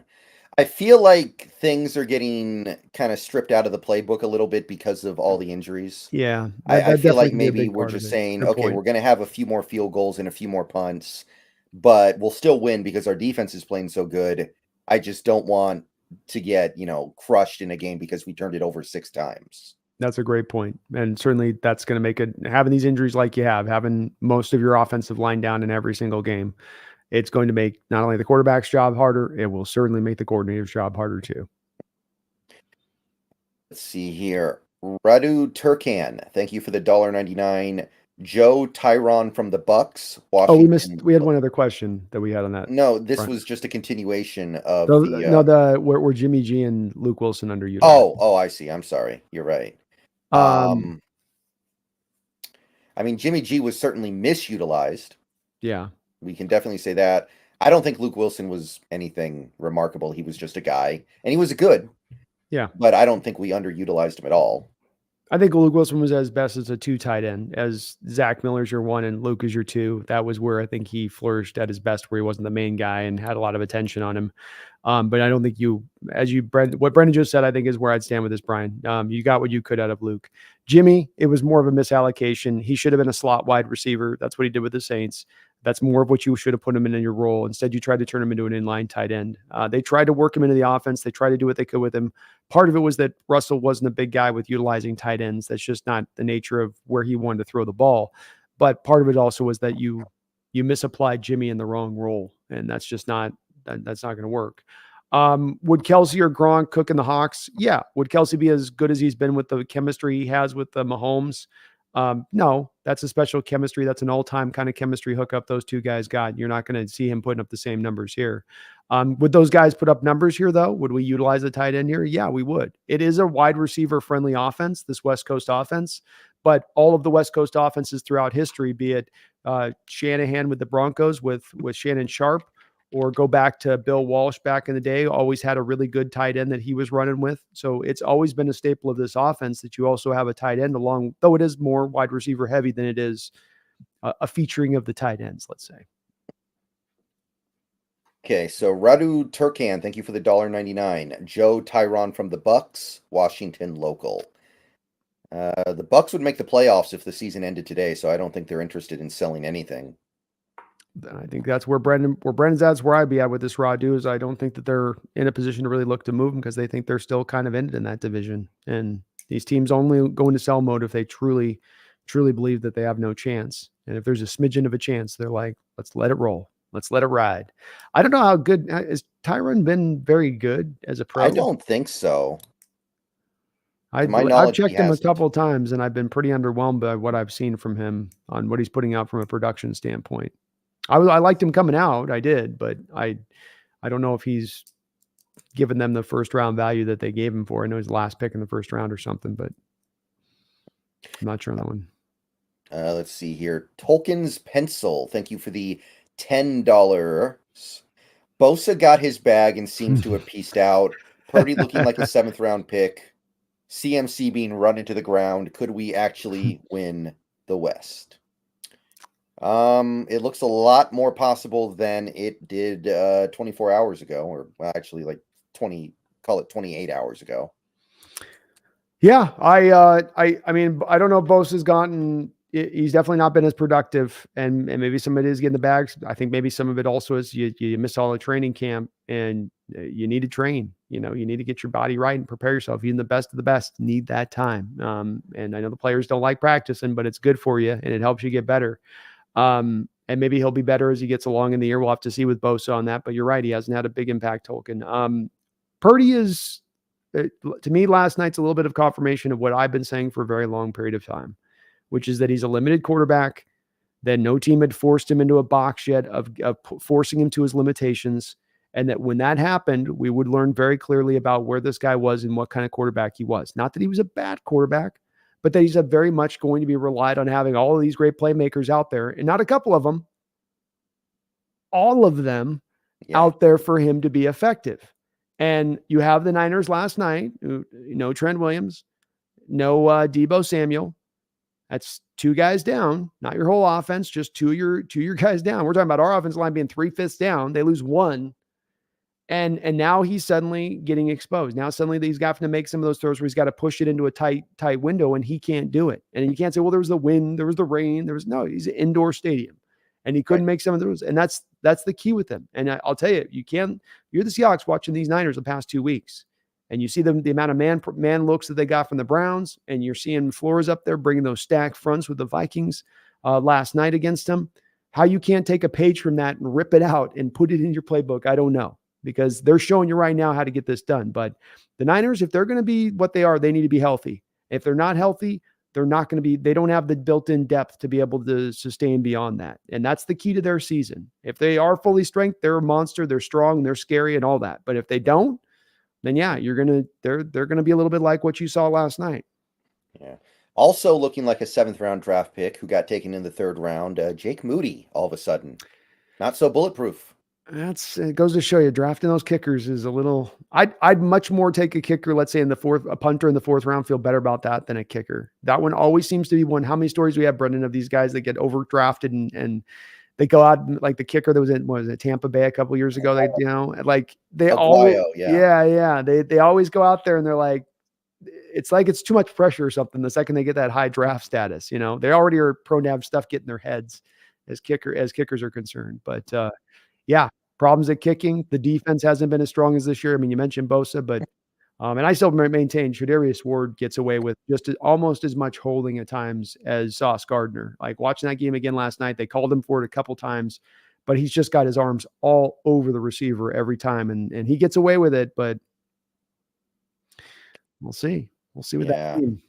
The CMC thing, I think, is really inexcusable on the part of Kyle. Because they even said before the season started, we know this guy gets hurt a lot. We know he's got a lot of miles. We have a plan to limit his usage. We have a plan to make sure he stays healthy the whole season. You've got Elijah Mitchell and Jordan Mason behind him. And now you're chasing this consecutive touchdown streak thing, it seems like. Like, it does kind of feel like they're thinking about that almost with how much they give him the ball. They're like, we want him to keep, 16 straight games of at least one touchdown. They want him to keep that up.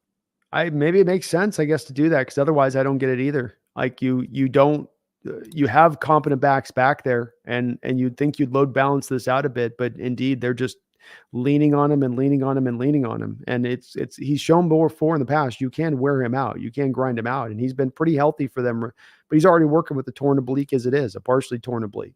I don't get it as well with why Kyle would have the decision making. I would trust Elijah Mitchell for 5, 6, 7, 8 carries. There's got to be times where Jordan Mason, who's your hammer, that you could bring him out there for some shorter yardage situations to have him brought in and take some of those carries off CMC. But they ride all the way with him. I mean, he's running back 24/7 for them basically, and hard to not see how this team doesn't get it, being an older team starts to get worn down as this year goes along. And we're starting to see already maybe a little bit of signs of that. I'm not saying that that's their downfall, but token, as you say, man, this is absolutely within our grasp right now. We're a young team. It's kind of a year early and a year or two of the rebuild, but the situation in the NFC is one of most teams are kind of in perilous shape. And there's not these, big dogs like the AFC that you got to roll through in order to find your pathway to get into a Super Bowl. Yeah. I mean, if they lose again this week and they're playing the Bengals, and the Bengals, they need it too. I mean, both these teams are going to be feeling the need for a win. It's going to be pandemonium this week on Grant Cohn's Twitter. People are going to be losing their minds. So I'm hoping for it. Tough too, because it's a short week for them.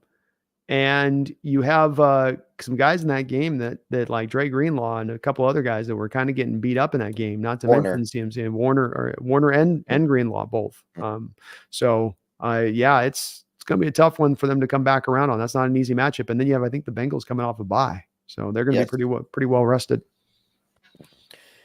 Let's see here.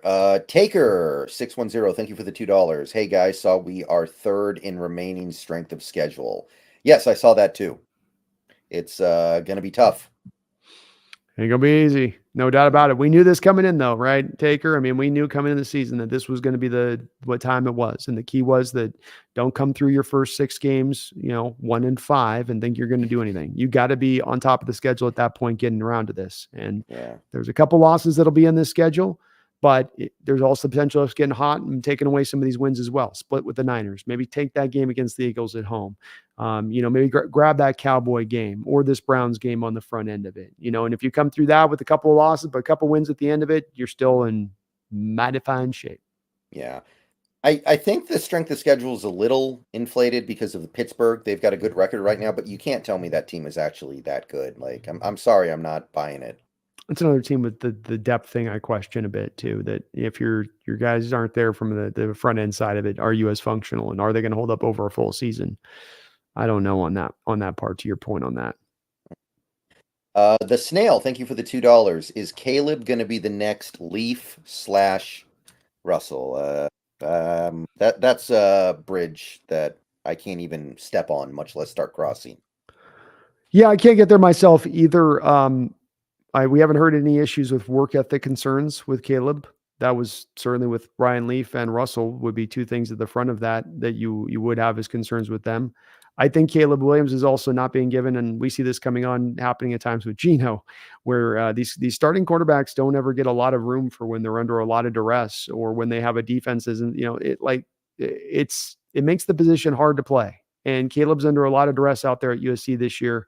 The offensive line hasn't held up, and he's got the double dip with the defense not able to stop a whole lot on the other side. So he's pressed to have to score every possession, which, as we've seen at times when that happens that way, quarterbacks can have a natural tendency to get pushed that way. I'm not trying to excuse all of Caleb's mistakes, but it does make it hard. It makes it hard. He doesn't have a Georgia team that's stacked across the load that just can, take his pick of playmakers to go from. He lost Addison to the draft last year. He lost a lineman to the draft last year. They just haven't been able to strengthen out that crew around him as good. Yeah, not unlike Elway's teams at Stanford when he was there. Yeah, exactly. Yeah, I have. If there's the only thing I think that could derail Caleb would be the diva stuff.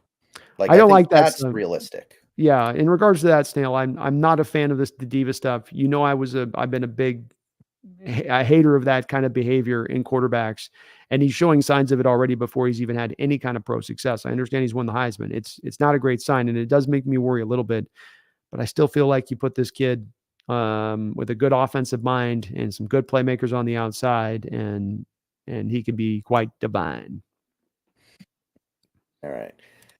I think we're caught up now, so let's flip the page to the Seahawks offense, which was okay. It was this week was a lot like last week. The offense struggled a little bit, the defense balled out.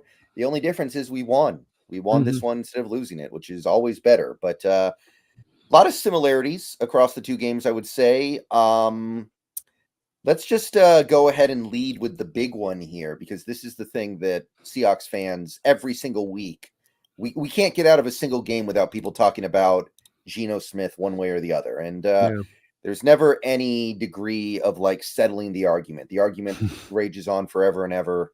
It's going to be, 50 years from now, people are going to be fighting about Geno Smith. Boy, they will. Yeah. Boy, they So, will. whoa, how did you feel about Geno Smith on Sunday? I think I'm still find myself firmly in the camp of feeling good with Geno at quarterback. Feeling fine with Geno into the future at the quarterback position. I don't think that would still have me hesitant to look at taking a quarterback in the second or third round, which a lot of people I think are looking to as the future. I don't think that it has to be an either or situation here on this. I think that he plays really solid and really smart football. I do think that the pass protection issues have started to kind of add up over time. And I think that quarterbacks, when they're under duress for a good collection of games, and going back since basically week 13, when this guy steps on a football field, more often than not, he's under a lot of duress when he steps back to throw. And that does add up. And that you get a quarterback now not starting to play as well, and even having moments where there is a clean pocket, that he's getting awful jumpy when he shouldn't. I think some of that settles down when the offensive play and offensive pass protection settles down, and he'll get better with that, Brendan, in my opinion. But as we talked about at the top, you're weathering the storm here, and being down 3/5 your offensive line, it doesn't just affect Geno in the pass protection game. It meant you didn't have any run game in this either. You ran well for the first couple of drives, but then that started to pitter away. And then this Cardinal defense could really lock in on the one-dimensional attack of the Seahawks offense and pin the ears back and come after him. And then it gets even, worse for Geno at that point because he's just under more duress. So I'm not excusing everything away. The thing I don't like about Geno here right now to start in the two places that I think he's got to improve this year, and I think it will come with the offensive line's return, is number one, I need to see more of full read Geno. There's too much of the one read, locking in on the one read, it becoming all about that play and play out, and a little bit more of now doing what he did last year, which is going through the progressions. And I know some of this is probably built out of him not trusting his line to be able to go through those progressions. So he's going, man, I got a second to decide where I'm going with this, and then I got to get that ball out of my hands. And then the other part is that he's got to minimize his mistakes when it goes to hell. You have these plays that happen. We're like, oh, that just went to hell. Free blitzer. My receiver fell down. I've got a guy right coming in my face out of the snap. I got to get the out of the. Don't then exacerbate that problem. Like, think back to the Lions game where he did the whole Russell Wilson pirouette game going back 25 yards, when it's like, just throw it away. Maintain your field possession. This game, he had the horrible interception there where it's down there where he's rolling out to his left, and you go, just throw it away. It's a bad play call by Waldron. Bobo wasn't open. It's a half field read. You can't come back to the field. Just let it go. Bobo's got nowhere to go in there as far as the secondary route goes. Let it go. So he's got to have these moments where the light goes on in his head, where he goes, okay, kill it. This play ain't going nowhere. I just got to live to play another day. And I think if he could clean those mistakes up in these bad moments, they wouldn't sit so at the forefront of people's mind, Brendan, as it does for those folks that are kind of in the anti-Geno sentiment of it, where these moments really stand out to them because they're just really bad moments where it's like he stays right in the pocket, throw after throw after throw. But then that one throw goes out where you're going, oh my God, dude, what just happened there? What are you doing? Yeah, and I think it's reasonable that people get hung up on that play because, like, in this game, that interception is so big. We are more or less about to end the game there. We kick a field goal, and I know, and I, to a certain extent, understand that Myers has not been good this year, so you don't want to play for the field goal. But if we make the field goal there, it feels like the game is over. We're up 2 scores. Arizona can barely move the ball. Yeah. Like, we're feeling really good. So him throwing that interception there, keeping it a 1-score game, that is a big deal. So I don't blame people for getting hung up on that. And that's one where you've got to be aware of that as a quarterback, to your point. To me, that is, he can't be thinking Jason Myers like you say. It's got to be all on, look, where are we at in the game? You put 10 points up with the way our defense is playing. This is game over right now. That's the most important thing here in this now. Not you throwing a touchdown pass, not you getting the score. This is the most important thing. And you've got to be aware of that prior to the snap. Not in the middle of the snap, you become aware of that. But prior to the snap, you're thinking of it of, okay, I have a half field read to the left side. Quite frankly, I think that's why Waldron calls that play, is he's trying to simplify the thought process. Much I hate the call, because I don't like a quarterback rolling to his left, Brendan, trying to hit an out route to the left side, right? That's you want to roll to the right as a right-handed quarterback because it's your strong side throw. When you're going to the left, you got to go back across your body, and then you're trying to throw it to the outside, right? And hope that the quarterback doesn't undercut the route, even if it's open initially. And it's hard to then get a lot of velocity on that throw. But I think Waldron was trying to just give him the two reads and just dust it at that point if it ain't there. And he tried to press a little bit. And that's where, when he's gone wrong this year, it's not necessarily that he's just gone through bad reads or he's missing. It's that he's trying to do too much in the moment rather than just live to see another way. Don't get locked in on it. And that one read thing too, early in this game, the other pass he had, there was a bad one. The one where I said on my video, it was a Bobo, but he missed Fant running up on a deep route. Right. And that's another one where he's locking in on that one read. The same thing that brought about the JSN interception in Cincinnati last week almost caused an interception with JSN there early in the game, where he's post snap. You can see it right on the all 22, his helmet staring right at JSN the whole way. And you can't do that. Even if you want to go to JSN, then you got to have that helmet turned at times with some of the eye discipline to move those players off of there. Because otherwise those defenders will see that on tape and they'll flow to where your eyes are taking them. Yeah. Going into this game, once we saw how many players we were missing, I wasn't expecting to have a great game on offense, but I was expecting a clean game. And we didn't really get that. You had the interception, you had the fumble, and you had what should have been pick six by Kazir White. That should have gone the other way. Yeah. Easiest pick six of his life. He's probably still sick about it. I'm sure. Yeah. And it did really surprise me that the week after throwing a really, really ugly red zone interception, that Geno would throw another one. Because you'd figure that would be something that he's really thinking about the whole week and like thinking to himself, I'm not going to let that happen again. That did surprise me. I will say that.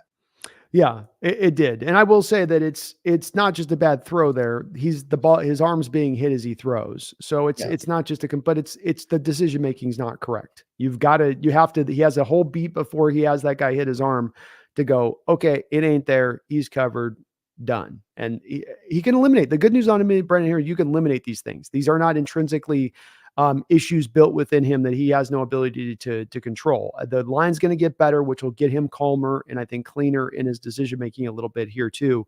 Not to mention Waldron doesn't feel like he has to roll to the left and half field read you. Instead, he'll give him maybe more back to full read because he can trust the line to pass protect in those moments.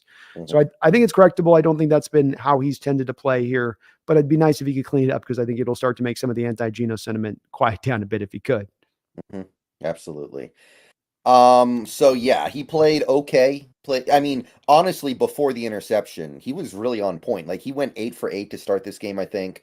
The Noah Fant throw down into the red zone was phenomenal. The Jake Bobo touchdown, it's the most improbable touchdown this season so far for any team. Yeah. Like there was some really pretty stuff in this game. It's just too bad that people are going to get hung up on the red zone interception because it is that bad. It is. And I think you can do both things. That's the things we're trying to do with these channels that gets lost at times in the nuances. You try to do both things. That this could be cleaned up, but you got to give him the credit too for those throws. Those are some major league throws. And we got to remember with Geno that he was the guy last year as well that led the league in big time throws. And he will put it in there as much as anybody in Shield. He'll believe he can set that in there as much as anybody. And I love the Bobo throw, Brendan, because we talk about improving with Geno on certain things like decision-making. Well, there's a moment of improvement from what we've seen from him even this year, because there's been at least about 4 or 5 times I've seen him throw it deep down the field where he ends up leaning the ball out of balance on those kind of throws, like that Jake Bobo throw, right? Where he never ends up giving the guy the opportunity to make the catch. It's just a throwaway, basically. And a lot of times those guys would have separation when he was throwing it like that. And here with Bobo, he's like, look, I got a guy 6'5" against a much smaller guy with his catch radius. Trust him, throw it up there and let him try to see if he can make a play. Trust that the worst case scenario here is going to be an incompletion. And I like that he gave him a chance inbounds to make that catch. It's an absolute dime dot by Geno. As you say, he had a variety of them on the day. And I love too that they showed on the telecast, Brendan, in that 8-for-8 start that he had that you mentioned, no pressure, right? Mm-hmm. They showed that on the stat. They showed, and that's been my big point, your big point with it too, which has been these struggles from Geno come from the line not being as good. When you're seeing him having these problems, it's that he's under too much duress, and you give the guy a clean pocket, and you're going to see a much different performance. And people will then say, well, oh, so he needs an all-star line up in front of him of pass blockers to get. No, I'm not saying these guys coming back are going to be all-stars or Pro Bowlers. A functioning offensive line. That's what we're Right. talking about. And you give him that, and I think he's going to thrive again. Right. Overall, though, I do think the pass protection in this game was much improved over the Yeah. previous week. Yeah. So I don't think that works as an excuse for Geno the way that it did a couple weeks ago. But yeah, shout out to Andy Dickerson again for getting those guys to play well after what happened last week and with still missing most of his players. Yeah. Andy did a good job. I mean, Stone Forsythe having him functional there, right tackle, hell of a job to get that done. I would have thought if you brought him into it, and it is the Cardinals with their personnel, so you're able to not be as challenged as much with that. But they've done a good job. Oluwatimi did relatively good out there. He had some ups and down moments, but he showed you some flash too. I think out there, he's got some very fast hands at the position versus like a Brown at times. You just see some of the quickness element to Oluwatimi there he brings to the position. But they were okay. They were better. I will say too, it was a little bit of a difference between you started out really clean with the pockets, and I think as the game went along into the second half and the one-dimensional nature of the offense not being able to run the ball as much, I think the pressures did start to dial up a bit as the game went along. Which I guess makes sense to a certain extent. Yeah. Those guys are going to wear down eventually. They're just not that good. They're backups for a reason. Yeah. Well, no, I mean, I'm saying they were pass rushing us better at the end of the game than the start.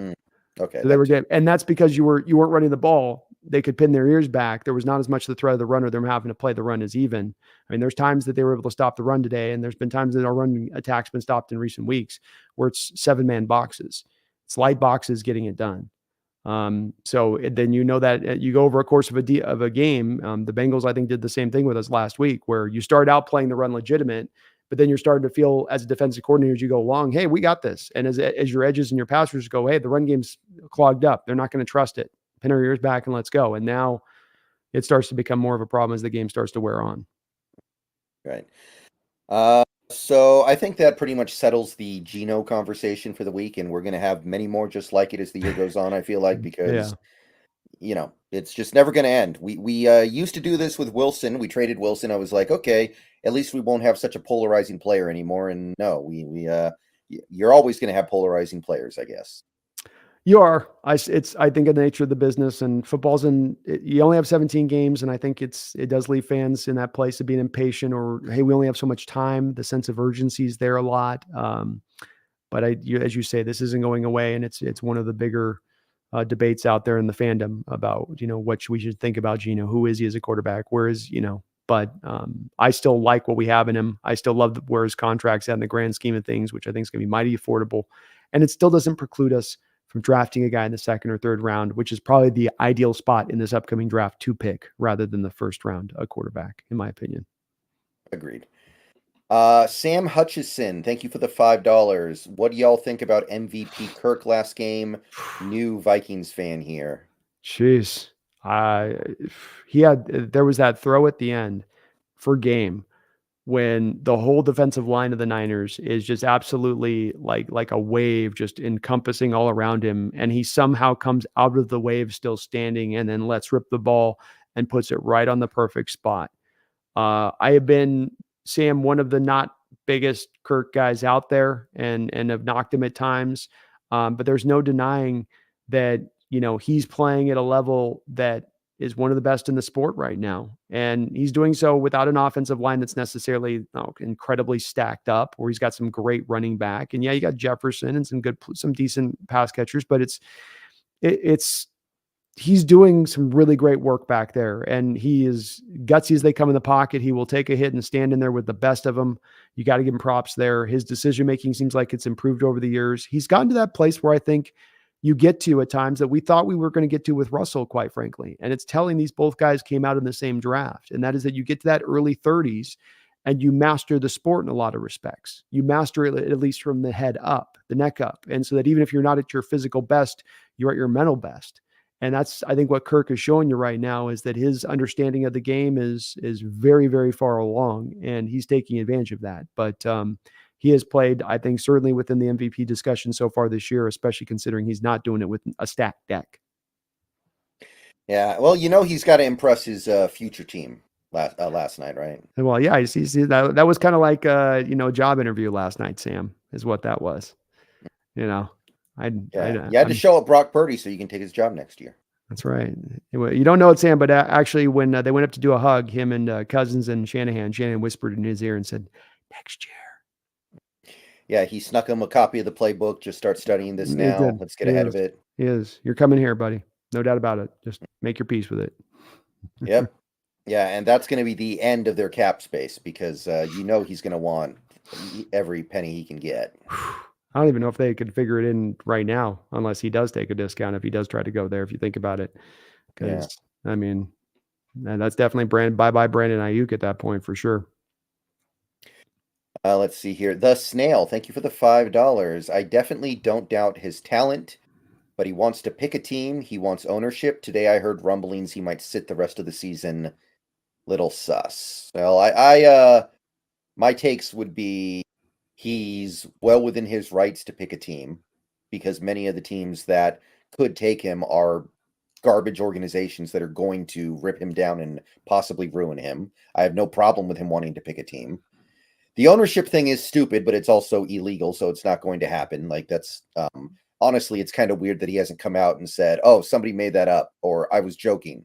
I don't actually want that. Yeah. As for him sitting the rest of the season, I heard that from Sam Acho saying that he should do it. I haven't heard him say that he's going to do it.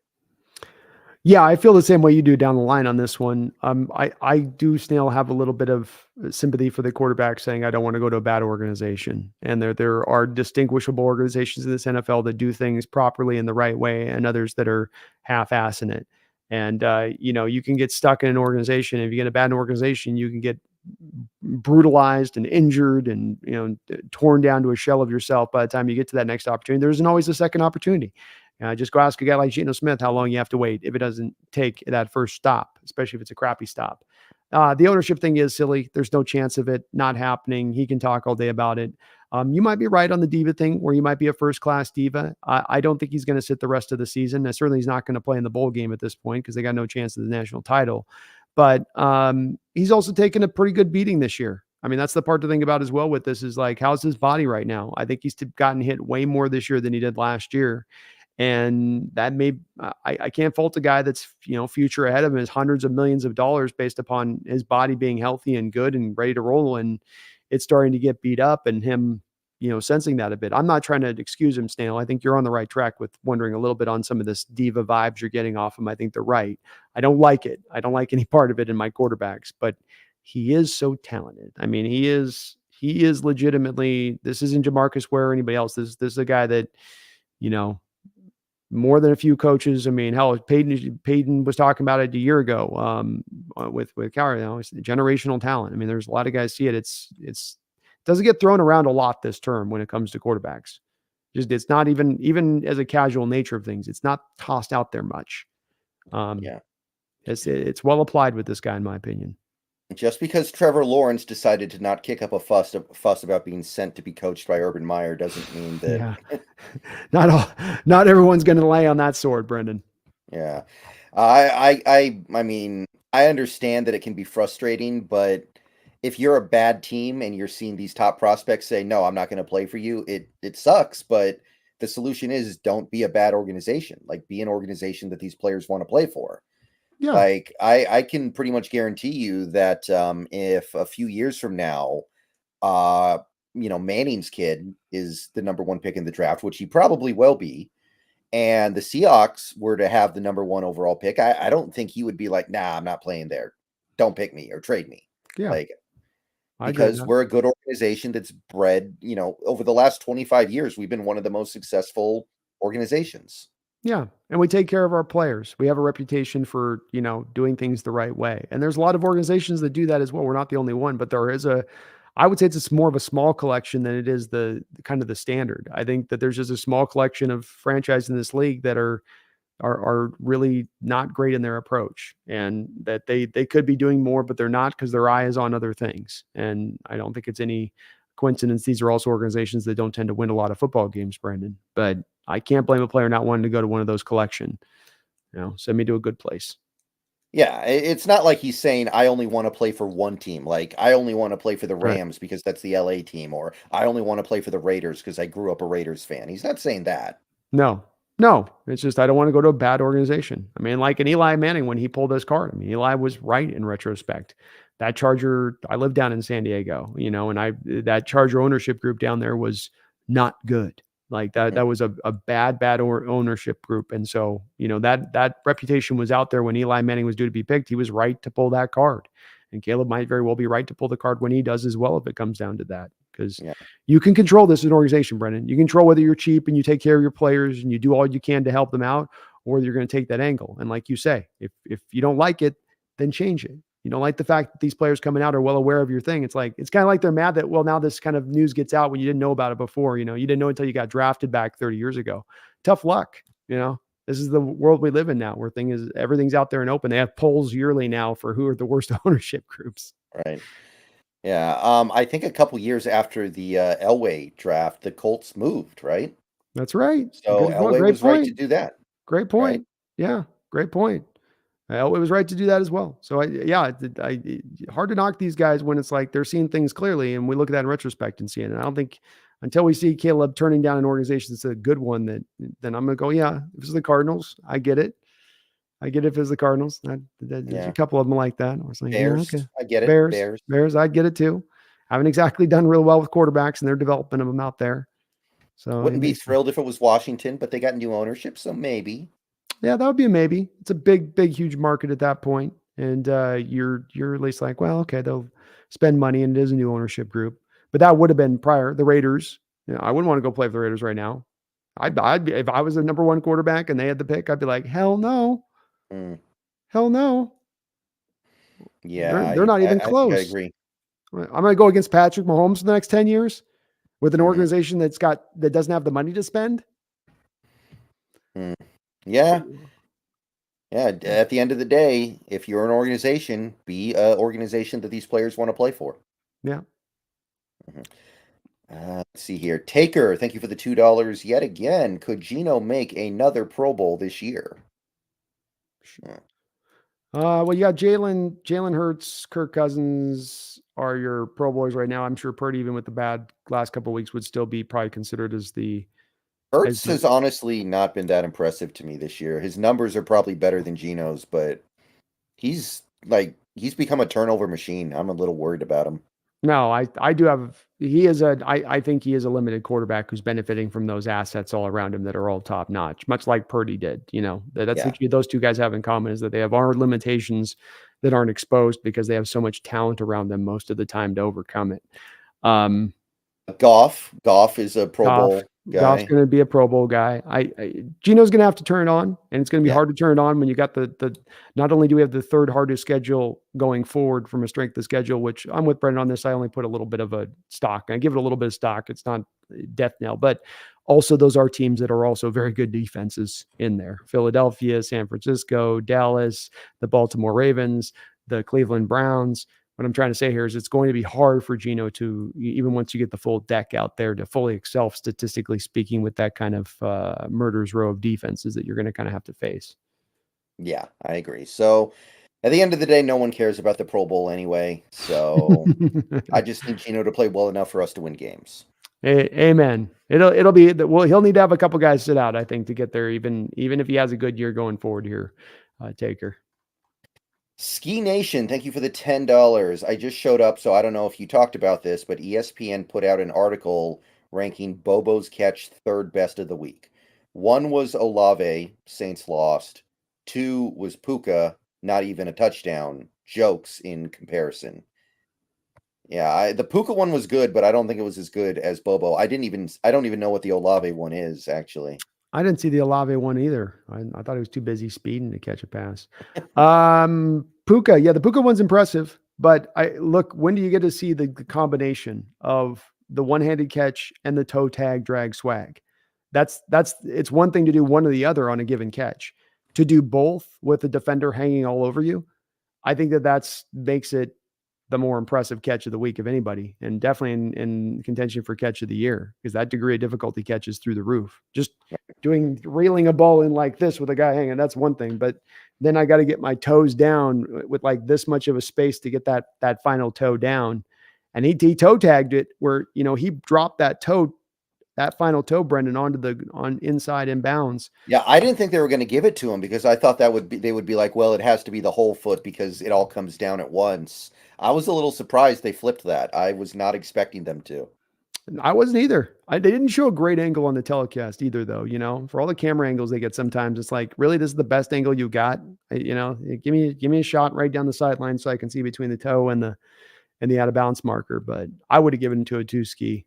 I would have given it to Bobo. That was an amazing catch. The kid's just been an awesome player. Ski Nation follows up with another $5. Thank you, Ski Nation. I was wrong on my last dono. Number one was Garrett Wilson versus the Bills.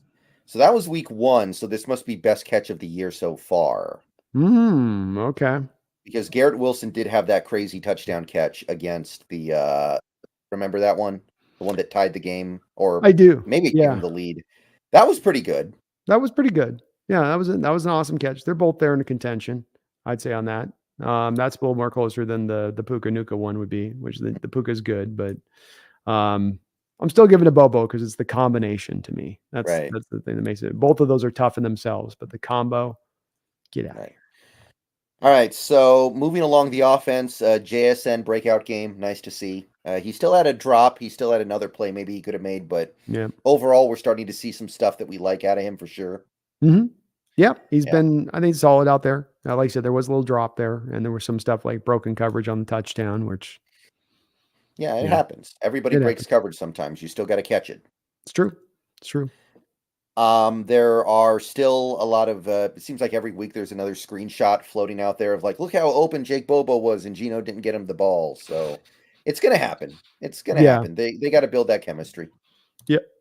And it's also, that's a bit of I think, an extension of Geno needing to get better, which will come, I think, with the better offensive line of the progression read. I'm going to here, and then he never gets to the other side of the field. That's why he's missing some of these. Mm-hmm. Though it was weird. The Bengals one, he was looking right at JSN deep. That's the one I don't get, where it's like, you're staring right at him, buddy. I can see your head on the 22 looking right down the barrel of the gun, like, let it rip. Yeah, like I think JSN may have had a touchdown on the Fant catch, where Fant caught it in quadruple coverage. Mm-hmm. JSN may have had a touchdown on the other side on that play. Yeah. It's close at least. But that's going good. We already talked about Bobo a little bit, but he was excellent again. Took Doing the top everything off you the can ask. defense twice. How many times has this guy taken the top off the defense in the limited times you asked him to do it and get successfully doing it for a guy that's supposed to be too slow? And had the first down catch that he got later on in the game where he had to catch it and then get forward for, be good after the catch to get bang forward to get to the first down marker. That was a big first down in the game. Bobo's been tremendous, Brendan. He's been absolutely a godsend, and the kid is just so much fun to watch. Amazing to watch what he's doing, though. That being said, I want to spend a little more time on this Bobo thing because people are getting really excited about this guy, and rightfully so. But there's been some brewing conversations. I've gotten some comments on it. I've seen it on Twitter. This idea that Bobo is the guy who's going to replace DK Metcalf in this offense. Like, Bobo's going to be the new DK. Can we talk a little bit about why it's not going to work like that? I don't see it working like that. I think that there's a big difference in talent between the two. I love Bobo as a story, and I think he's got a future here on this team, Brendan. I looked at this more of maybe a potential situation you look at with Tyler Lockett's, maybe a replacement down the mark if he can continue to sustain this kind of level of performance, because I don't think Tyler's looking at playing another 3 years, let's say, in this team. It's been frustrating a little bit with some of the Geno discourse in trying to have a good level of conversation on that. But the most frustrating topic in the Seahawks fandom right now for me is the DK trade discussion talk out there. It's I am usually pretty understanding of the other side of the tale of people who don't think where I think on a certain given topic to see, well, I can see where you're coming from. For instance, the Geno stuff, I can see and hear the arguments of where people are coming from. I might not agree with it, but I can get where they're coming from. I don't get where the DK stuff comes from. And I think that people are getting really caught up on very small issues and small things and then blowing it up, making a mountain out of a molehill. Mhm. And I don't like it. I hope this doesn't eventually lead to him feeling like this isn't a welcome spot in town for him to stay at because the fans don't embrace him. And that'd be sad to see. I am getting a little bit of that impression of this heading in that direction. And it disturbs me a little bit because when you have a player who is as good as DK is and has been, and fans being so willing and almost chomping at the bit to offload. Can we move him at the deadline? Can we move him at the deadline? I mean, I've seen this presented to me. I'm not often where I say it, but it does disappoint me a little bit that the fandom is willing to move off of a player so good for no real tangible good gain. You're going to get a late first and a third, maybe. Like, what are you doing with that? What are we doing with that? And then we lose what we lose for with him on the outside and what he brings to the table. I can't get it, Brendan. I don't get it. It's very frustrating to hear, and I don't understand it. Usually I don't have to. Usually we have discussion about players that might not be playing their best or that they're not middle of the road, but we don't have to talk about players that have been so good and so productive, so efficient in their production, so always out there and ready to play every week. He just missed his first game of his entire career, and yet I find myself weekly defending him. And I don't get it. Don't get it. Yeah. I have a little bit of a theory. Realistically, every player on this team, with the maybe exception of Witherspoon right now because he's just killing it, there's something wrong with them. There's something they're not doing as well as could be done. There's some problem with them. Something's wrong with them. Okay, maybe that's not the exact right phrase I want to use. There's a problem with them. And sometimes the problems are very obvious and in your face. In the case of DK, it's the penalties. That's something that is very in your face because when it happens, everyone's attention is on it. You see the replay 5 times. You see the official get a, close up of his face as he's calling the penalty. It takes away 15 yards. It's something that is very obvious. So people get way too into that. They think about it way too much because it's so in your face.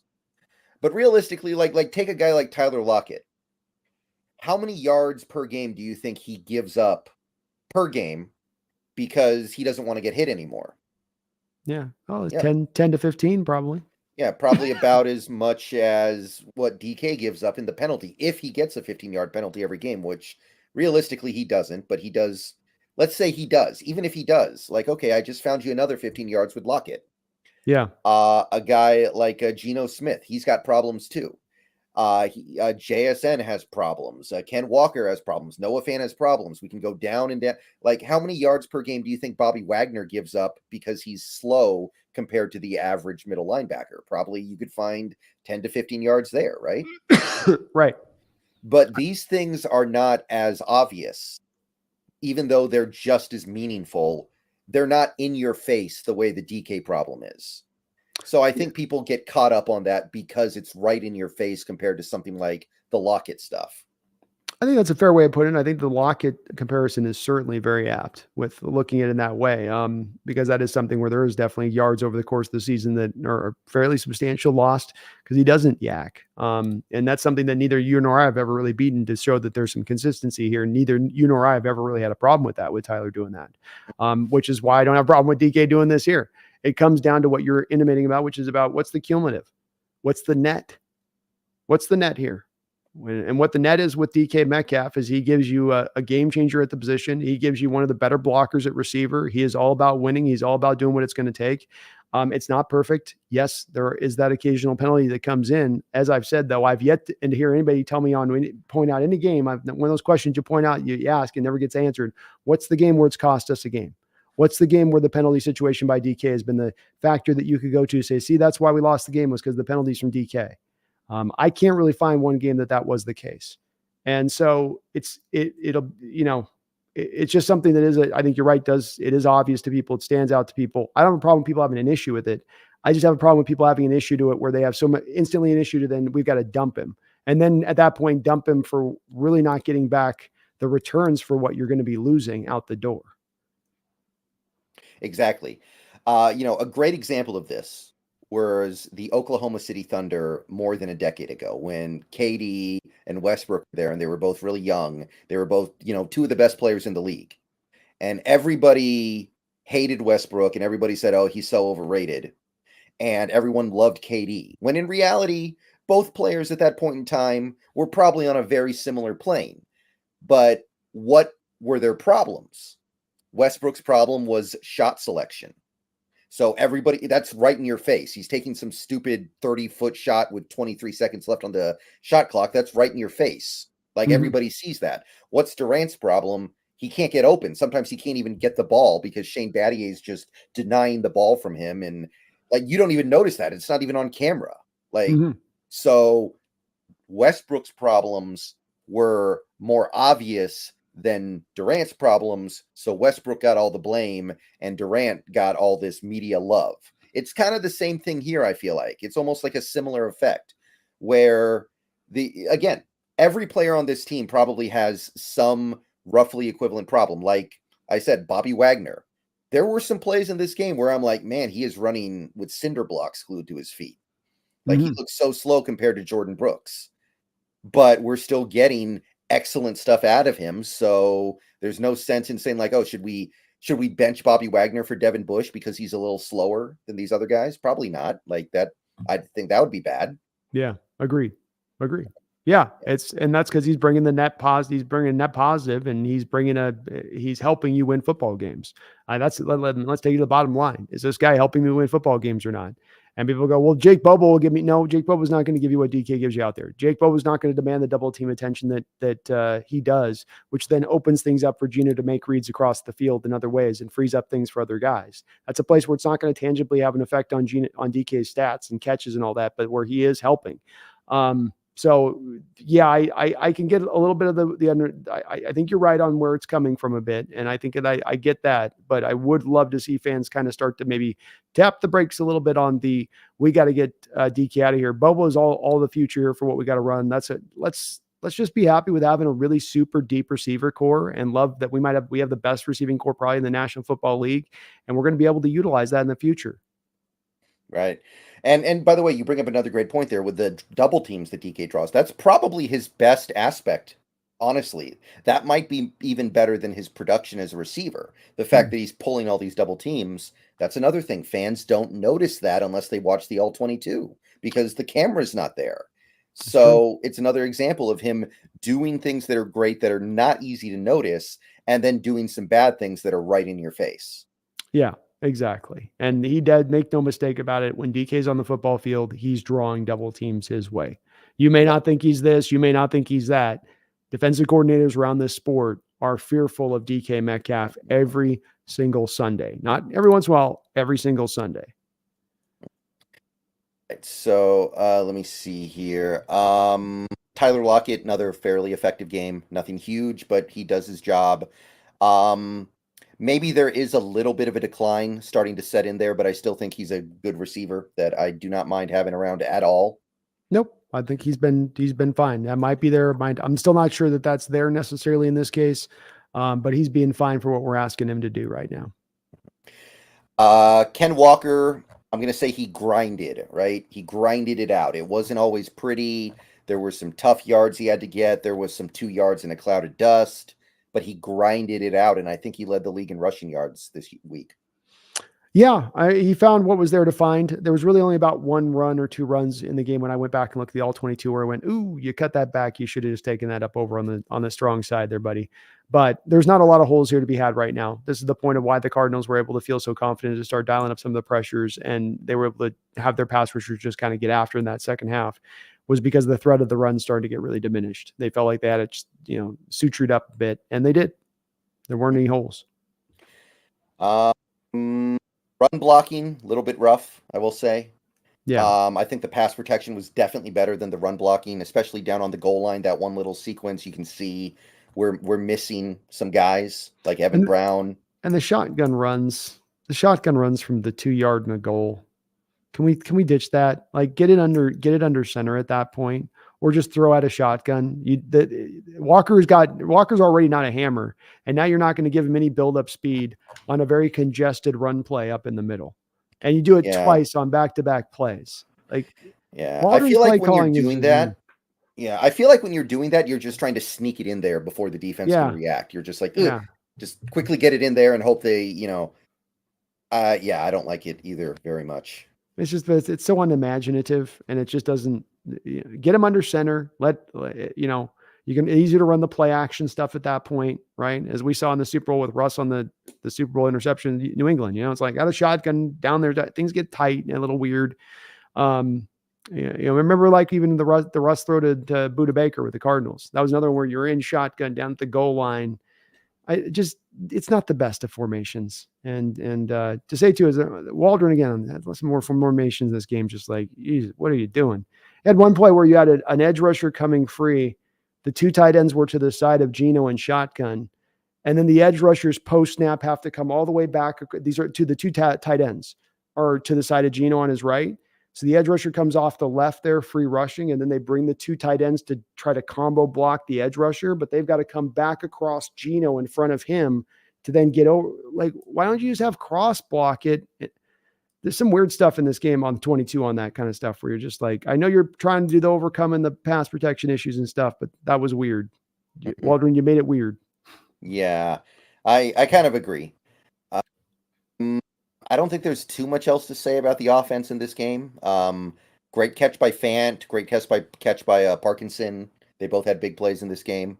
Mm-hmm. Every week, by the way, it seems like all three of our tight ends play an almost equal number of snaps. It's almost exactly the same every week. Yeah. I think they trust them all kind of in an equal fashion to do everything. Yeah, I do. We must be the only team in the league that's doing that. Oh, I definitely think so. Yeah. I think people are lucky to have two tight ends, much less the three like we have. Let's see here. We got a few more donos. Daniel W., thank you for the $2. Incentives cause Geno to force for touchdowns. If that was true, then why does Ken Walker have 6 touchdown runs under 10 yards, including 4 from the 1-yard line this year? Wouldn't he be audibling? Yeah, I would think maybe a bit of that. I also think that not really. I think what he's trying to do there is for instance, with the Bobo deal, he's trying to throw it up there. The ball gets hit. But we never know on that throw. If Geno doesn't get his arm hit, does he put it over the top to give Bobo a chance? And it gets just an incompletion if not there. I don't like the throw. I still think he should have thrown it away. But I can see his thinking by Geno going into that in that moment. I like him. And I'm asking like I did on that touchdown. I can't have it both ways here, Daniel. Where I'm like, I love you trusting him down on that sideline throw for the one-handed catch that Bobo made. And then go, well, I don't like you, though, then trying to do a trust throw there. He got his arm hit, which did change the trajectory of the throw. I want the decision-making to be better, but I don't think that that's being born out of him forcing TDs. I think that's being born out of trying to give Bobo a chance, that there's nowhere else to throw. Let me give him a shot. And then the JSN one, he just locked in. And that's born out of, I think, trying to get more of JSN featured in the offense. Like he's being hammered all week. We got to get JSN in this. And then they got this special play, right, where JSN's going to go behind him and then run the wheel route to the end, and it'll completely cause the defense to not know it's there. And Geno, this will be open. I'm telling you, just throw. And he decides before the throw, he's just going to throw it. But those are kind of two different things. If we see it more over the course of the season, though, Daniel, then maybe there's a little bit more potentially to that if we see a bit. But to my mind, it's only been 2 throws here that it's been this way necessarily. Yeah, I mean, part of the reason why Geno's stats are a little down so far this year is because Walker's one of the league leaders in rushing touchdowns. Yeah. I don't think that happens if he's cheesing for stats.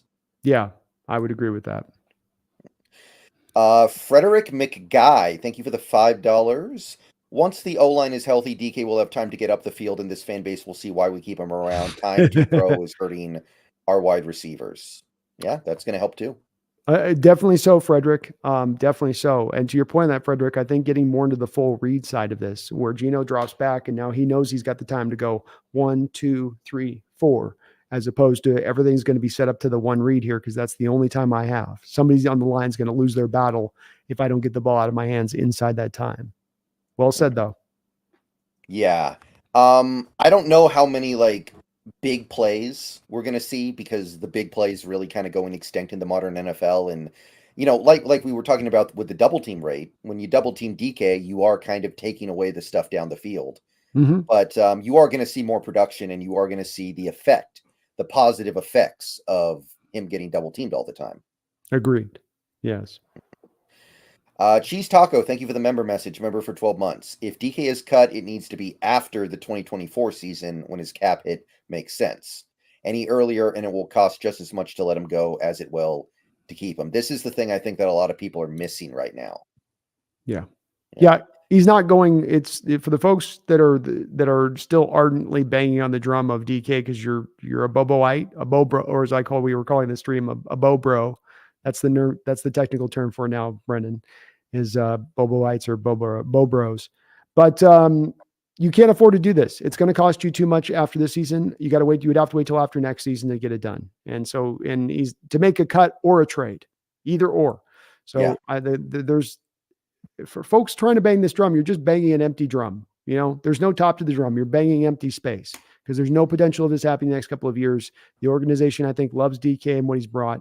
He didn't just cripple them with that contract. Let's remember he came in below AJ Brown and what he just signed on that deal. Right. This is a good deal for us. He's still 25 years old. He's not going anywhere. Yeah, let's spend the next hour of this stream talking about how Pete Rose should be in the Hall of Fame. That sounds like a good use of our time, don't you think? That's right. Efficient, really. The most efficient use. Right. Yeah, it's not happening. This isn't like the Wilson trade last year where it was at least possible. It was conceivable. There was a time when I thought talking about a Wilson trade was a waste of time, but I was always like, I guess it's possible. Yeah. And even on that one, they had to wait until it was into a manageable. I mean, they took a dead money hit, but they didn't do the year before when the dead money hit was insane, right? Like they got it to a point of where it was at least manageable and where there was a net plus to them making the move then. Even though it was a huge amount of dead money, you were at least coming out on the plus end of it. And you got to wait 2 years on that with DK here to get to that spot. Yeah. And real quick here, by the way, I better not hear anything about drops in the chat right now because DK has one drop this year and it was in garbage time against the Rams. So I better not hear anything about drops right now. Yeah.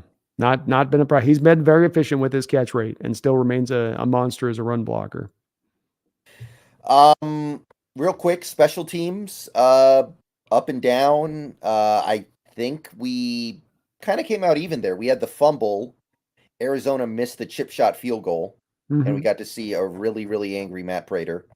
So that was cool. Always good to see Matt. Yeah. Myers came through, hit a pretty big 48-yarder. 48-yarder was huge, man. And that's why you signed him to that deal is that you think this is, think back to the Hauschka days. You're in that situation with Hauschka at 48, man. He was 43. You couldn't go past that. And these other guys you've had come through here, you've not been able to trust on those big kicks. And he is a guy that has a big leg. And you can, whether he's going to be accurate or not, or we're on a good or bad year for Myers. What's luckily is he's starting to turn this into a relatively decent year, man. After kind of a rough start, it's overall looking more improved here as we've gone along. I'm not giving him too many more misses, though. Like, if you're going to pay a kicker that much, I think 4 misses in a year should be basically your limit. I think that's fair. I think that's very, very fair. DJ had the fumble, but he did bounce back and have some nice punt returns in this game. Yeah, he's been good for us. I can't. It's an anomaly. He's been pretty solid in the punt return thing, and that's one where it's a correctable thing. Where it's look when the bodies are going past you up through the middle in the return, you got to get the 2 hands on it when a guy's flying by like that. 2 hands up on the ball. So that's a correctable moment.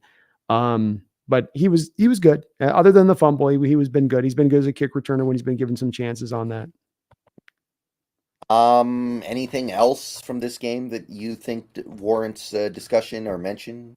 Props to Pete Carroll. The 2 challenges that he brought up, I don't think on either of those 2 challenges, most coaches would be necessarily no brainer. We're going to make those challenges. I think a lot of times, especially that first one on that fumble, that's early in the game. You're trying to preserve the challenge. You'd think, it's only 5 yards, but that's a big deal because it takes it from a 4th and 1 to a 4th and 6. It takes them from going for it on 4th down to now a field goal attempt.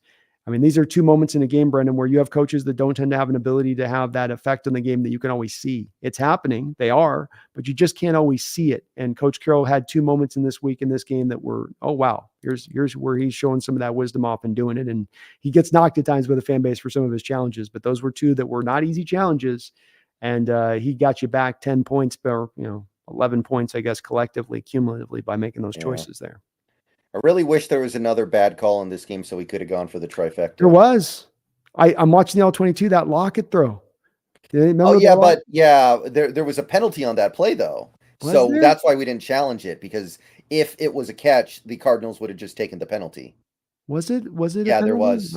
I read about that. That was a catch though. Locke got that foot down, man. It was. Yeah, freaking insane catch. A great throw. Another great throw by Geno too on the day there.